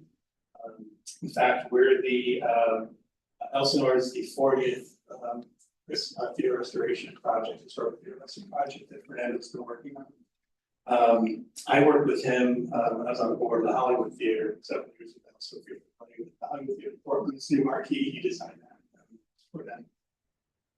One of the ideas that guides Fernando's work that we were really attracted to is that when you're attending an event at a historic theater, the show experience starts on the sidewalk. And that was the intentional detail that you can see reflected in staff's report on this. We really want to provide that to our patrons, to the community as a whole. For those of us who commute often by walking by the theater on a daily basis to my office, I do appreciate having those sorts of flourishes in the community. The project will, as in the staff report, the project will recreate and install the large lighted vertical blade sign that once guided patrons to the theater. It will add back the weather-friendly Gothic roofline ornamentation, which has eroded at least 3 times in the history of the theater, probably more. Segments of the early marquee designed to look vintage and allow passers-by to see what's coming to the Elsinore Theater. Plan was to try to add that to the existing frame. We do recognize that the staff recommendation includes a denial of the electronic message boards. Due to the current code that states no electronic display sign shall be allowed within the historic district. We did want to state for the record that our intention was not to install an electronic billboard. You can see them around town where they're very bright and colorful, and those are great in their place, I suppose. But we looked at the digital display that the Schnitzer Concert Hall has up in Portland with their restoration, and just grabbed a picture from the Restore Oregon website. But you can see that it's not the black and white based presentation, and it was our understanding that the city put limitations on that sign to get that approved on the historic building there. And that's what we were thinking of as we were talking with Fernando as we were designing this. The limitations included that it was only used for static messaging, so nothing moving. It would be strictly limited to text, white text and a black background.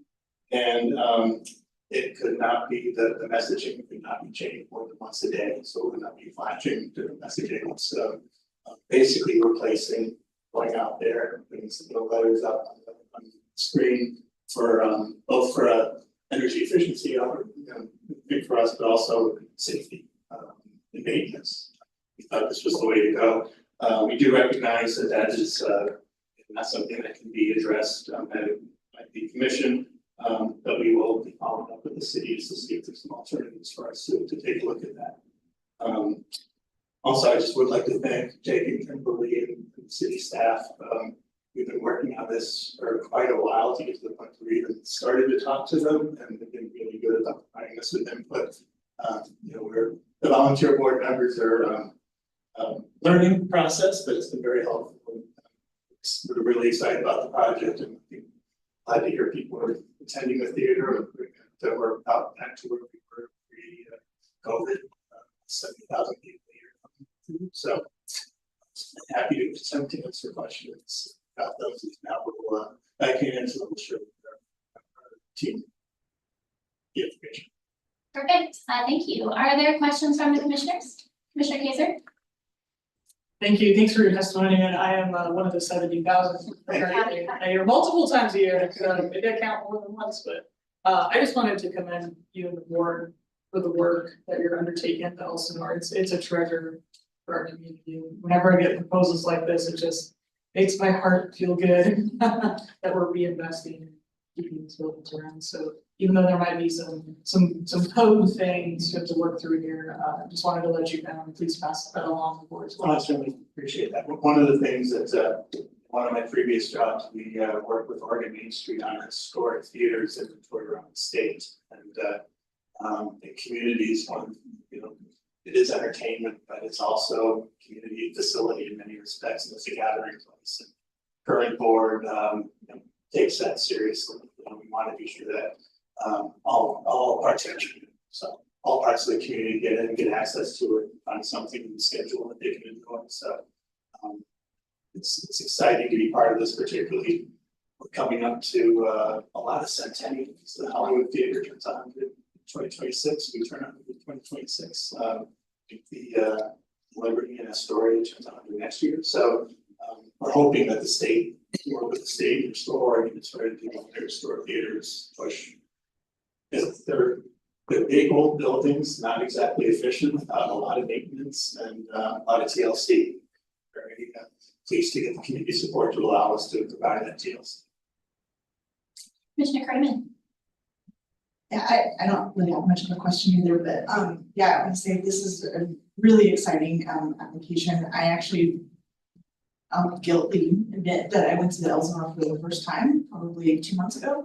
And my first reaction was the outside does not match the inside. The inside is so grand and amazing, but the outside looks not as grand and amazing. So this is very exciting to see that there's going to be some attention that's going to draw outside folks to look at it. And because after I attended, it was a concert, after I attended the concert at the Elsinore, I immediately went to the website and looked 2 more events there to attend, because it's just so amazing. And I'm grabbing everyone I know and being like, of course, everyone I know has lived in Salem longer than I have. And they said, well, yeah, of course I've been there. I'm just getting on the bandwagon, I guess, but thank you all for this application. Commissioner Inman? Yes. In our packet, we have this great black and white picture from 1931 of the sign with the added Warner Brothers top and sign band on the facade, on the canopy. And further back in our staff report, there's a night image of the same sign, and the band of signage along the canopy is lit up. It looks almost like it's backlit, so it might be that, some massaging of the sign application. This could be a static backlit sign that's not a what would you call an electronic, what would you call an electronic? Yeah, that's just my thought, is that it might be how that is designed so that it is a fixed backlit sign that you might change every day or every week, but exactly how it is detailed might be the interesting part. But I understand how staff is saying that we really can't approve this electronic sign as shown. I appreciate you understanding the differentiation between what I've seen, and I would call them billboards because I've seen a lot of electronic billboards now, and they are not exactly what we are hoping for, which is to really just let people know what's playing. That's the key. Commissioner Morris. One quick question, is this a phased project or are you planning on doing everything at once? Planning on doing everything at once. Okay. We've got some plans for some interior work, maybe seats in particular. Folks like visiting. If you're 6'6", it's a nice thing too. Let's replace them. Yeah, okay. But for the exterior work, we'll have to shut the theater down during that time. So I want to try to get. Any more questions? I have just like a couple of small questions. I see on the like historic photos, like the 1928 photo, that there's a lot of bracketing that kind of holds the sign up. I imagine that the bracketing is not gonna be returning, or like the scaffolding that's holding the sign up. For the blade sign? Yeah, I think that was made with steel, if I remember correctly, and using a much lighter aluminum, so we still will go through the, we've already had some initial work, with structural integrities there, but we can put a much lighter sign up with a smaller, it's a smaller sign as well, it'll be a lot lighter, so we won't need that kind of superstructure there. That makes sense. And then one just like tiny question on the design of the sign. I do see on some of these historic photos, you can see there's like sort of like a twist in the lighting around the edge of the sign. Is there a reason why that's not included in the new design? Is it kind of like a lighting issue or? I can't answer for you, sorry, I'm not sure, but we rely on, Fernando has been really working hard to be sure that we're as close to the period as possible, whatever technologies are available. So that was a design decision on his part, actual. We do, we have had talk about some of these signs are kinetic, where the bulbs move and that sort of thing, and that's not what we, put forward as a idea. Perfect, just a question about that. I don't have any other questions. Anything else from any of the other commissioners? Okay, great. Then I think we can go ahead and move to our next item, which is going to be the neighborhood association, if there's anybody here from the neighborhood association. I don't see anybody. So then we can go ahead and move on to the sign up sheet, which is going to be this one. Yes, 170. Eric. Oh, that's okay, perfect. I just want to make sure. Is there anybody else who would like to provide testimony on this case who's here tonight? Go ahead and just state your name and your address for the record.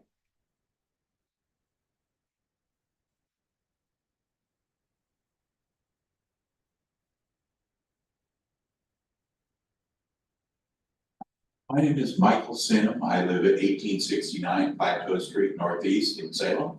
And I am one of the many volunteer staff members at the Elsinore. I'm one of the volunteer house managers. I can answer a question about the doors. The doors are not original. The hardware is not original. The doors were lost when the Moyer Theater family purchased the building and put glass doors in place. When they did the remodel, they put these wooden doors on, so they are not near as old as the building. And the locks do not work very well right now, because I unlock them every night and they lock them, so that's one of the reasons why the locking needs to be replaced on it. But it is a gem to the city. It brings in a lot of people from out of town. Last night, we had 1,100 people in the building for Home Free, was the name of the performance. And they were, I would say 40% of them were from out of town. We had people from Washington, a lady from North Bend that I talked to, people from Eugene, people from as far away as Medford came to the show. So I'm just here to support the work that we're trying to do to preserve the facility. Thank you. Amazing, thank you. Any questions? Perfect, thank you. Thank you. All right, I don't see anybody else wants to make any. Okay, perfect. So then we'll go ahead and move on to the applicant's rebuttal. If there's anything else you'd like to provide, I don't just okay, great. Perfect. Are there any additional questions for staff before we move into deliberations? Nope. Okay, great. Then at this point, I will go ahead and close the public hearing. No additional testimony will be accepted at this time without formally reopening the hearing. I will now call for a motion. Yes, I would like to deny the electronic board and approve the remainder of the proposal per staff recommendation. A second. Perfect. We have a motion from Commissioner Zimmerman and a second from Juliana Inman. To your motion. Thank you. I think this is a wonderful project. It's certainly a jewel for our downtown. I think it's gonna make High Street kind of pop. Once you drive down, you see the Grand sign, you see the Elsinore sign. It kind of brings back that nostalgic period, you know, in the 30s and 40s in downtown Salem. It's wonderful to see the effort put in and the attention to detail to kind of bring back those little unique things like the light fixtures and the blade sign and, you know, all of these different pieces that really kind of sweep you back into that age of when the theater was new. So I commend all of the work that the Elsinore folks are doing to ensure that the beauty is seen for hopefully generations to come on that part of town. So I was really excited to see how things progress with this. Just, I guess, on a personal note, I'm just a big fan of the history of the theaters we had in Salem, and I wish that the Capitol Theater had also been able to, you know, survive the changes. Unfortunately, it became a parking lot like Elsinore luckily did not turn into, but I think this is a great project and I'm looking forward to seeing it when it's completed. More comments from the commissioners? Yeah, I want to just say that it's pretty exciting when we get to apply this D criteria, which is historic features that are going to be restored or supported by historic photo material. It's always really exciting to see these pieces be restored in a thoughtful way. I'm especially excited to see some of the Gothic detailing go back at the top of the building because I think that makes it a really distinctive feature. So I'm excited to support this motion as well. Besides the sign, Commissioner Kerwin. I have a question, it might be for staff, can I ask it during this time or? We've closed the public hearing, Okay, so. okay. Yeah, okay. Are there any other questions or comments that folks would like to make? Commissioner Taser? Only comment maybe is I completely support this. I hope maybe Elsinore can work with the city in the future on their signage. And that might be a planning commission council action, but I guess I would encourage that potentially, given what was explained tonight and what they really hope to do. Perfect. Okay, perfect.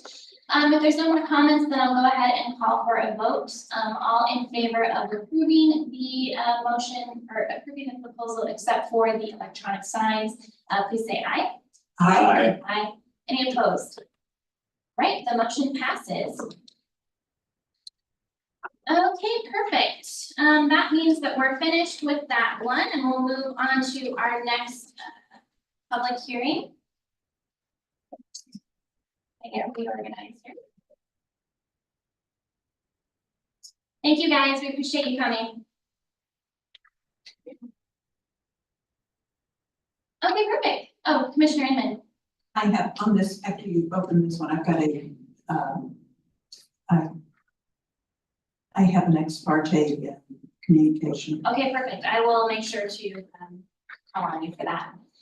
I will now open the public hearing for historic design review case number HIS 24-23 for 1598 4th Street Northeast. Could the staff please read the hearing procedure statement into the record? This is a public hearing to consider case number HIS 24-23 for property located at 1598 4th Street Northeast. The criteria applicable to this hearing are listed in Salem Revised Code Chapter 230.035 standards for new construction of residential historic districts. Failing to raise an issue prior to the close of the public hearing, there are statements or evidence sufficient to appoint the historic landmarks commission and the parties an opportunity to respond to the issue, includes appeal to the hearing officer on that issue. Similar failure to raise constitutional issues relating to proposed conditions of approval, includes an action for damages in circuit court. Prior to the conclusion of the hearing, any participant may request an opportunity to present additional evidence or testimony, the Historic Landmarks Commission will then either continue the public hearing on the dark code for at least 7 days. Perfect, thank you. Are there any conflicts of interest or ex parte contacts? Commissioner Inman? Yes, I live, just a couple of doors down from this site and actually saw the fire consume the house that was on the site. The owner is my neighbor and a good friend, and I did give him some advice early on and described our process at Historic Landmarks Commission and shared with him some plans that I had done for a small infill site in another city. It was also in the historic district. So based on that and with an abundance of caution, and I think we have a quorum this evening, I will recuse from this particular item and depart the hearing. Okay, perfect. Thank you for letting us know. We do still have a quorum if you recuse yourself, so that is okay. Any other conflicts of interest or ex parte contact? Okay, then we can go ahead and have the staff presentation. This is Jacob Morris, Historic Preservation Planner for the City of Salem. I'd like to enter a staff report, its attachments, and all public testimony in the public record. This property is located at 1598 North Street Northeast. It's a contributing resource to the Port Chemeketa Historic District. National Register nomination form for the district indicates that the roughly 1875 Robinson McLaughlin House was the primary historic residence on this property. It was destroyed by fire in 2023. It was a 1.5 story wood frame clapboard vernacular house. And you can see that in the photo here on the left. The rear of the property contains the roughly 1905 Spade Anderson cottage, a contributing 1-story Queen Anne cottage. It stands at the rear. It originally on the lot where the William and Nora Anderson house now is located at 1577. The Andersons purchased the cottage in its original location for them. Spade and their husband in the 1909 and lived in it until the 1920s when they built their new house. At this time, the McLaughlin moved the cottage across Squirrel Street to the land behind the house where it sits today. It's partially visible from the landscaping there. You can see that in the rear.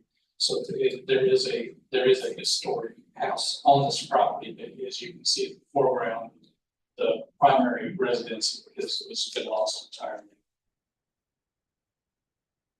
On September 3rd of this year, the applicant submitted materials for a major historic design review to construct a primary residence to replace the historic Robertson McLaughlin House in the district. The staff requested additional information on September 17th of this year, which was provided September 19th, 2024. The application was determined complete for processing on September 25th.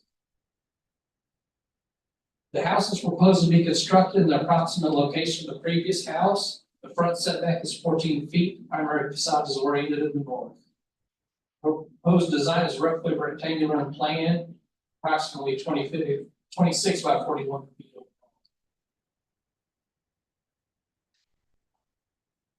The proposed house is 2 stories with a cross gable roof. The main roof pitch is 10 to 12 or approximately 40 degrees, and the cross gable is 5 to 12 pitch or roughly 23 degrees. The front and rear 1-story porches are matching that cross gable pitch at 5 to 12 pitch. The proposed roof material is composition architectural grade shingles. Cladding material is painted smooth flat fiber cement horizontal clapboards with a 7-inch reveal. And the proposed windows schedule calls for rectangular windows. Proposed design on the primary elevation calls for an open front porch centered on the primary facade, 4 feet narrower than the overall width. The porch is a shed roof supported by 4 columns. It's a single 3-step staircase is centered on the porch. Primary elevation contains a single window centered on the 2nd floor. The 1st floor contains a single door to the east and a picture window to the west. we're looking mainly at the, overall shape and general things. So you may notice that there's either a casement or a slider there. Look at the most general aspects we're looking at. On the east elevation contains a single second story window, two first story windows, and this window midway between the height of the interior stair level. The west elevation contains three first story windows and one second floor. And then the south elevation contains a single window flanking each side of the porch, which is slightly offset to the east, and the rear porch is enclosed and it's clad with the same materials that is the main house. Then on to the findings. The criteria we're using here is 230.035, the standards for new construction in residential historic districts, which is about compatibility versus a reconstruction of the property that was lost. And so the first aspect is the materials. You know, the materials should be similar in scale, proportion, texture, and finish to those found on historic structures. And so looking at that, we have composition shingles. The horizontal siding will be flat, smooth painted finish, about 7-inch reveal. Proposed paint includes the installation of wood windows. The exterior trim for the windows and door will be constructed of wood with a simple flat profile. These are all similar to the overall, I'd say, generally craftsman elements in the neighborhood. Some different cottages, we have English cottages, a lot of things that are kind of vernacular homey, you know, not a whole lot of elaboration. And that's similar to what we have here. And so we find that these aspects match the design style neighborhood structures in the district. So we recommend that the criterion A has been met. The criteria B is the design. So design be compatible with general character of the historic contributed buildings in the historic districts. These factors are height, width, proportion, size, scale. Those should be consistent with those used in similar historic contributed buildings, generally in the district. And then also the new building is similar in size and scale to other buildings. So there's overall harmonious relationship. You know, this building is 2 stories tall. The main facade is 26 feet wide. Similar to the majority of contributing buildings, they're mostly 2-story tall, sometimes 1.5, sometimes 2.5, with roughly around 2 stories tall. Based on this analysis, we say that SRC 20035B1A has been met, and then we see that the same with the scale and the harmonious relationship. You know, it seems to be roughly the same size and shape as what you find in the district, so we feel that both A and B are met. And then this is an image to illustrate that. You can kind of see in the center was the property that was there that was lost, but on each side you can see slightly taller properties, you know, with roughly the same massing. You know, gable roofs, you know, traditional construction.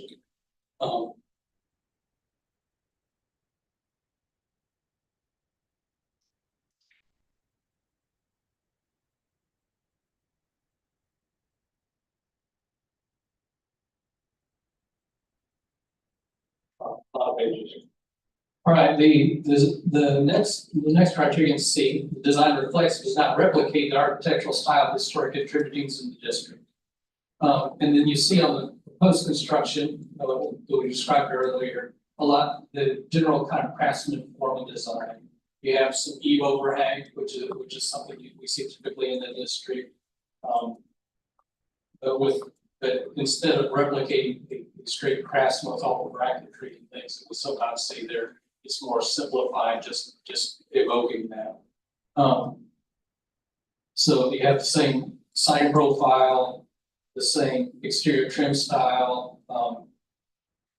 So it should blend in harmoniously with the district without being historic, without appearing to be an old home itself. The roof form is a traditional open gable, which is finally found in the district. The columns and railings are of traditional material and relatively evenly spaced. It's similar to the district, but they're a little bit less robust and a little simpler, which keep it from replicating an existing historic building. The first 4 windows, the proportions are consistent with the style of those found in the district. The placement is a little less regular, which also doesn't replicate. Overall, we would recommend that this criteria is met for those reasons. And architectural elements that are used that are similar to those found in historic contributing buildings in the district. The architectural elements will be used. There's the window trims, craftsman style headers, wood windows, simple cedar front porch, baluster design. We recommend the SRC 2030-035B1D has been met. Now, if the historic landmarks commission feels that there should be more granularity, more in line with what is in the district, this would probably be the elements where you might say you feel a window should have certain characteristics or some aspect have certain characteristics. This would probably be staff to suggest looking, but we're not at this time making any recommendation for a condition. But this is where we get to the granularity of elements, so versus overall mass, shape, form, that sort of thing. And the next one is E, porches, dormers, doors and windows reflect the spacing, placement, scale, orientation, proportion of buildings in the district. And we see similarly to what we said before, we see that traditionality that looks like a traditional house without looking like an actual historic house.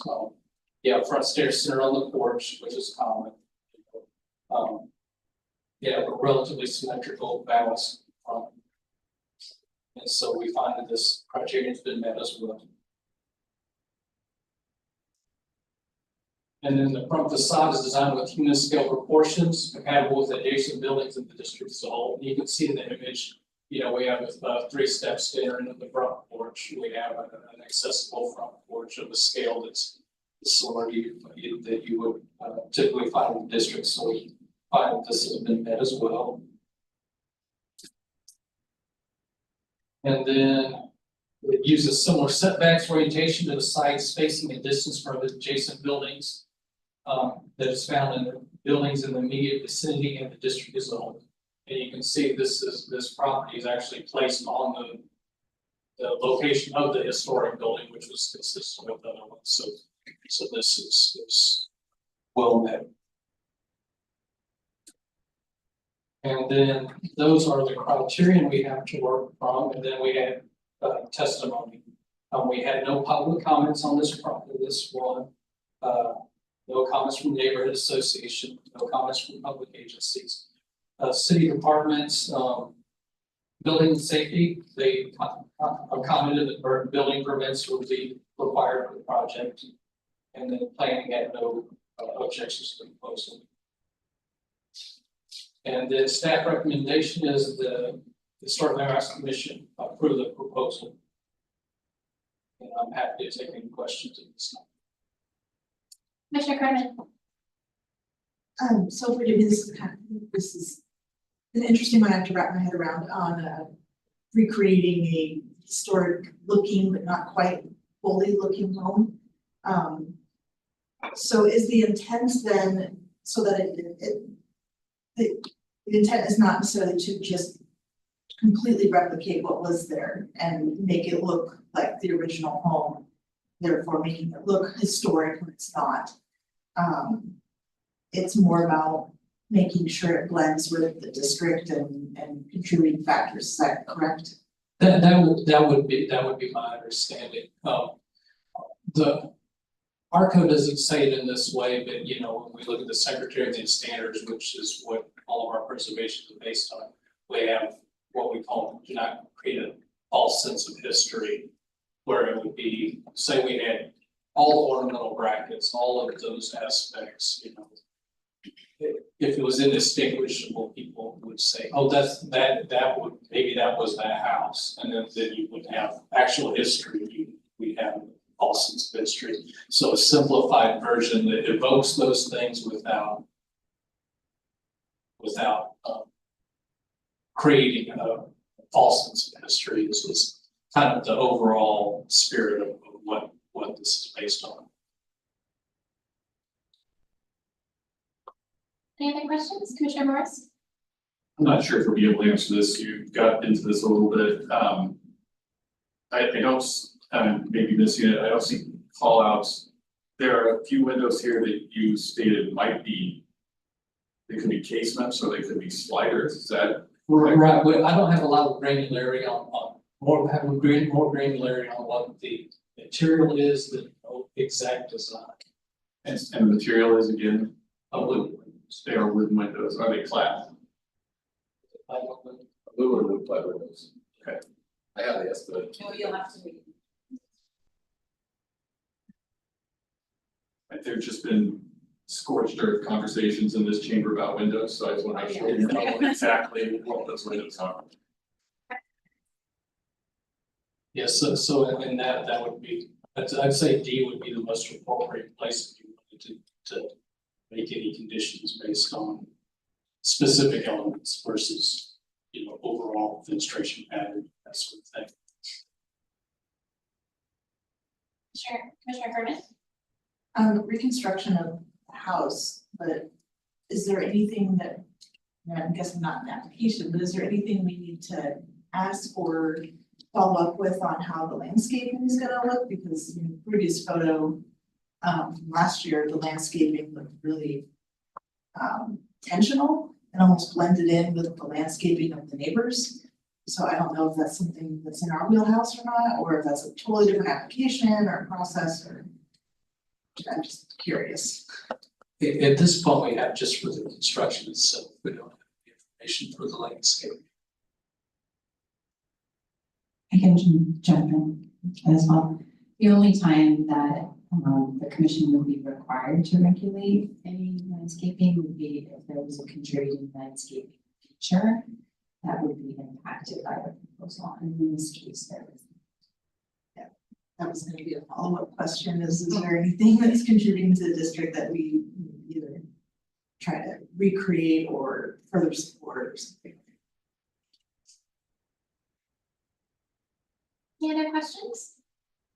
Okay. Then I think we can go ahead and move on to the applicant's presentation. You can come up and state your name and your address for the record, or your business address if you're representing an applicant, and your testimony is limited to 15 minutes.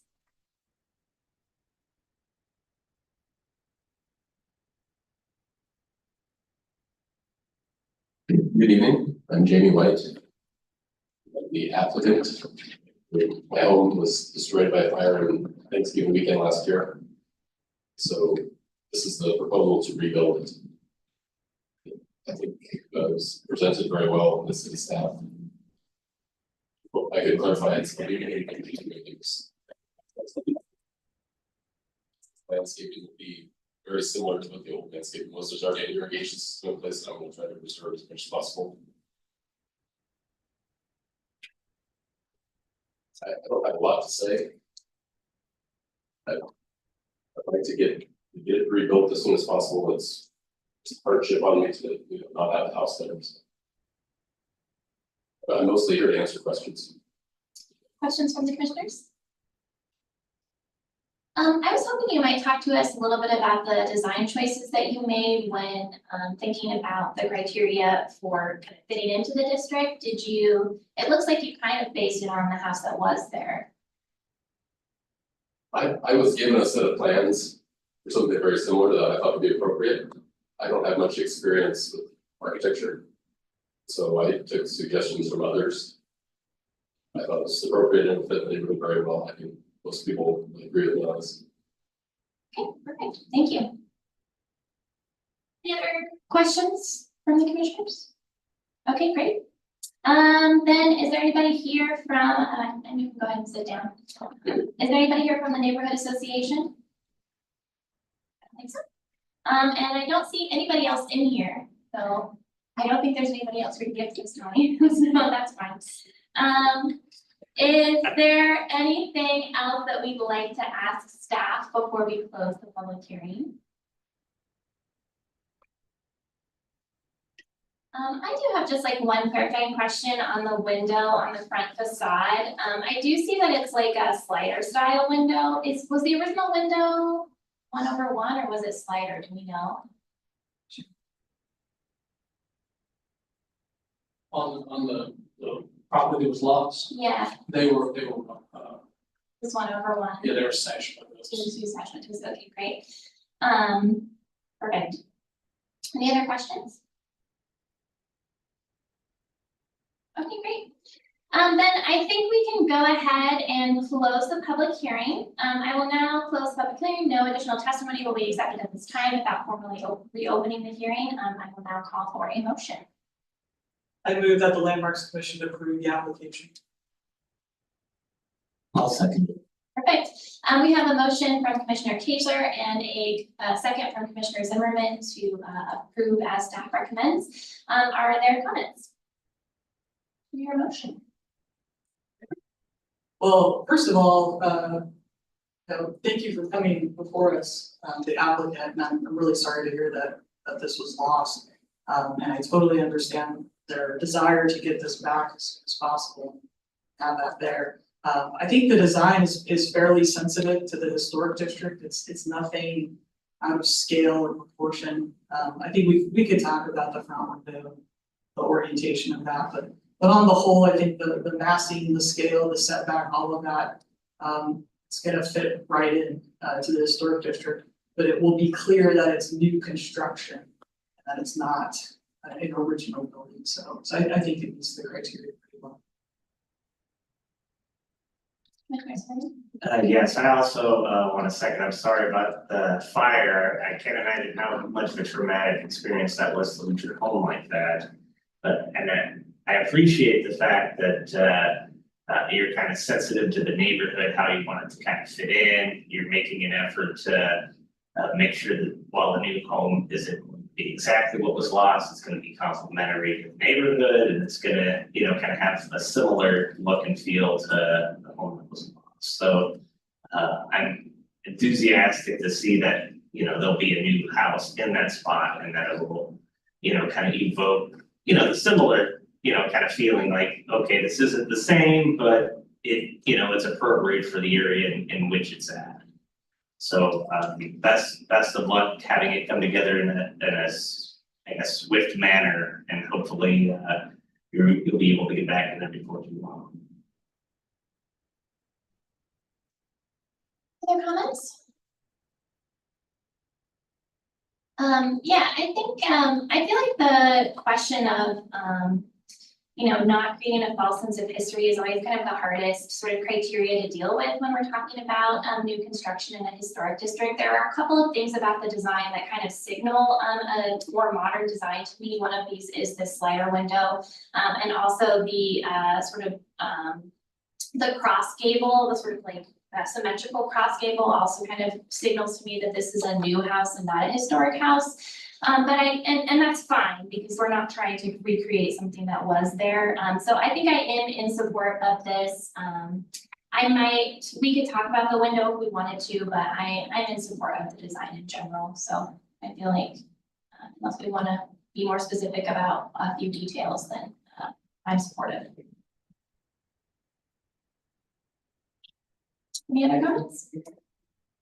Okay, great. I think that we're ready to vote. So I will call for a vote. All in favor of approving as staff recommends, please say aye. Aye. Any opposed? All right, the motion passes.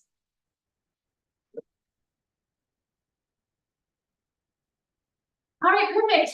Thank you so much for coming. We appreciate it. And giving some attention to that design. It's hard. So thank you. Okay, perfect. So then we'll go ahead and move on, to our next agenda item, which is gonna be action items, but I don't think we have anything. There's nothing new from staff, it seems like, so. Then we can go ahead and move on to discussion items, which is our work plan assignment updates. You don't happen to have that list handy for me, do you? No, it's okay. We can just kind of, there's not a whole lot of us left, so we can just kind of update if there's anything that we've been working on. I know in the survey committee, we have been working to get the Criterion Schoolhouse moving forward, which I think we've gotten to a really good point. Hopefully we'll see it on an agenda here pretty soon to get that approved as a local resource. So that's been a positive project for us. Excited about that. Are there any other updates from the commissioners on their work plan assignments? Commissioner Zimmerman. Yeah, I just have an update from something that we saw, I guess, several years ago now with the old Leslie Middle School. When that was demolished, one of the things they had to do was to produce a video kind of discussing the old school and such, and they got word that it's completed. And so I'll have to, send a link or something. I haven't had a chance to look at it yet, but they finally got that done. Yeah, I think I talked with them, I think in March of last year, so it's been a while, and they were talking about the video, a few years even before that. So it's nice that they have that piece of it completed. And then since I like talking about school so much, I had put a post that we had Parish Middle School had 100th anniversary open house a couple of weekends ago, and I got a lot of traction from folks, interested in that. I think if we have an opportunity to provide more information about different events like that, especially with schools, I think those would be well received, especially on social media and such, just because, if you've lived in Salem, it's a pretty good bet you either know somebody that went through school here or went to school here yourself. So any kind of thing like that, I think that kind of real kind of community kind of feel stuff is really what kind of drives interest in people want to come out and go to different kind of events. So if anybody's aware of any of those kind of things on the horizon, I'm definitely interested in posting that stuff or trying to publicize that a little bit more, just because it seems like a lot of people don't know about some of those things, especially if you don't have kids in schools anymore, because I heard about it through like the weekly or monthly email I get from the school district. To have the kids in school, they probably don't know about such events. So if anything like that comes up, just let me know, and I'd love to put something out there just to kind of shed some light on some of those unique kind of events that folks would appreciate. Perfect, excellent, thank you for that. Any other updates from the commissioners? I can say that city staff recently gave me a tour of their new archaeology lab, which was really cool. And and also now there's a whole, I don't know how many, a bunch of heavy frames where the Oregon Archaeology Month posters were framed and individually, and they used to be hanging in the ODOT office and have not been accessible to the public for the past 5+ years. And they've just been sitting in a stack in ODOT's archaeology lab. And so those were moved to the city of Salem's archaeology lab so that they can be put up. And since it's a more public space and there's going to be students and public coming in and volunteers, that those posters are actually going to get looked at now. So, and that was the original intent for them. And so it was very exciting to move those. Very happy, so. Thank you. Yeah, they look great. Awesome, cool, very exciting. I kind of would like to see some pictures of them. We'll have to, maybe we can arrange something. Yeah, that'd be great, that'd be cool. A whole age of people. Okay, perfect. Any other updates? Okay, cool, perfect. Then we can go ahead and move on to the newsletter. That's me. I've already confronted people who need to give me articles, so the deadline is Wednesday. I said Yes, you are.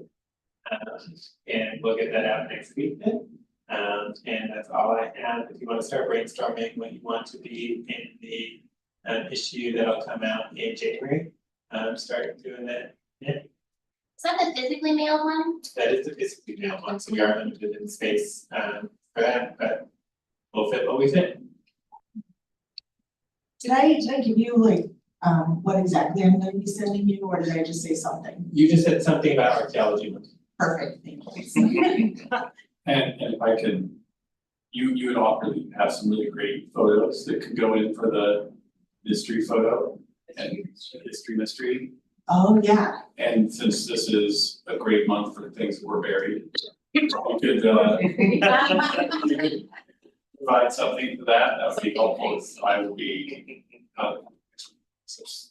Okay, yeah, so something by Wednesday for the newsletter, is that what you're talking about? Yes. Okay, I will put that down too. Yeah, that'll be easy. For a very, very far in the future newsletter this time next year, I have an idea. Instead of throwing it out there, the state library recently put up a collection of all the voter pamphlets in Oregon dating back to about 1900. Oh, and they're by county.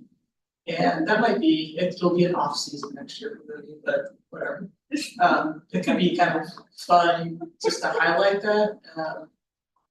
I'm on their listserv, so I get their emails, but yeah, they have a whole collection and they're fun to get a look at. Yeah, When did they start the voter? well, the earliest one they have, I think, is from 1900. Wow, okay. And it's like, I don't know how they distributed them or anything, but it's all like typed out, they print the whole measure. Wow. Stuff, and they're pretty interesting to look at. That is cool. That's a great idea. Do one on civic voting and. They also have, now that I'm thinking about it, they also have a collection on local script from the Depression era.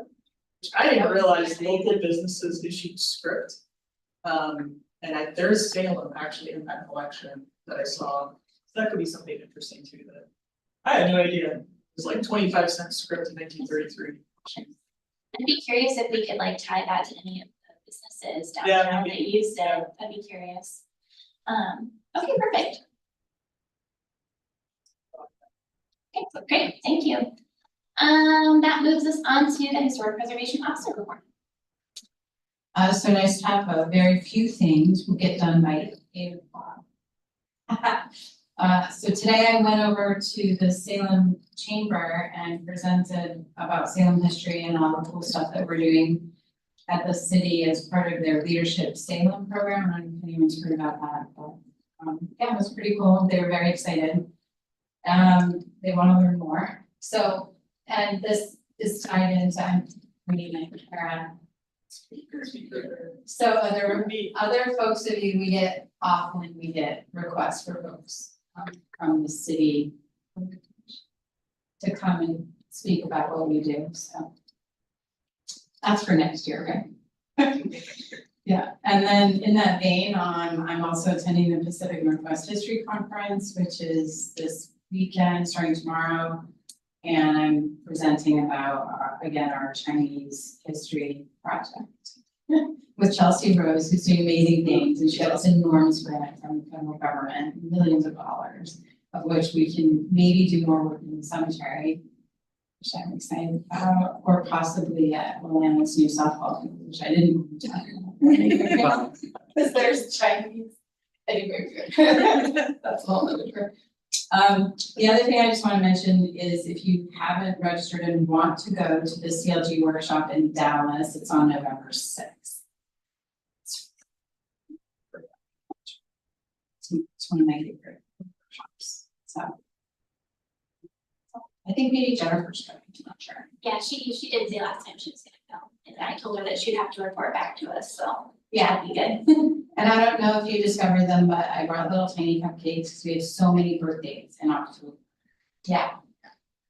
Chocolate and lemon. I brought no fruit. There's lemon, it's a lemon cupcake. Oh, yeah. Anyway, that's all I can. Okay, perfect. Is there anything else that anybody would like to bring up before we officially adjourn? I have one note for the commission. I sent you all an email about an ethics training that you're all required to do. Thank you for the reminder. Participated, that is different from the inventory that you've done previously. So go check that out, you can do it either online or in person, there's a calendar, I sent you a link. Go. I forgot one thing, sorry. So the state has issued their new and updated historic preservation plan. I guess it's a dark future. It's kind of black. What's going on in Chicago? I don't know. Anyway, so if you want one, let me know if you want the hard, I'm all about hard copies, so just let me know. Maybe send me. I'd like a copy. And I can get one. Or I guess I could look at it online. Well, if you like, I like hard. Send me. Okay, great. Perfect. Nothing else? All right, great. Then we'll go ahead and adjourn the October 17th, 2020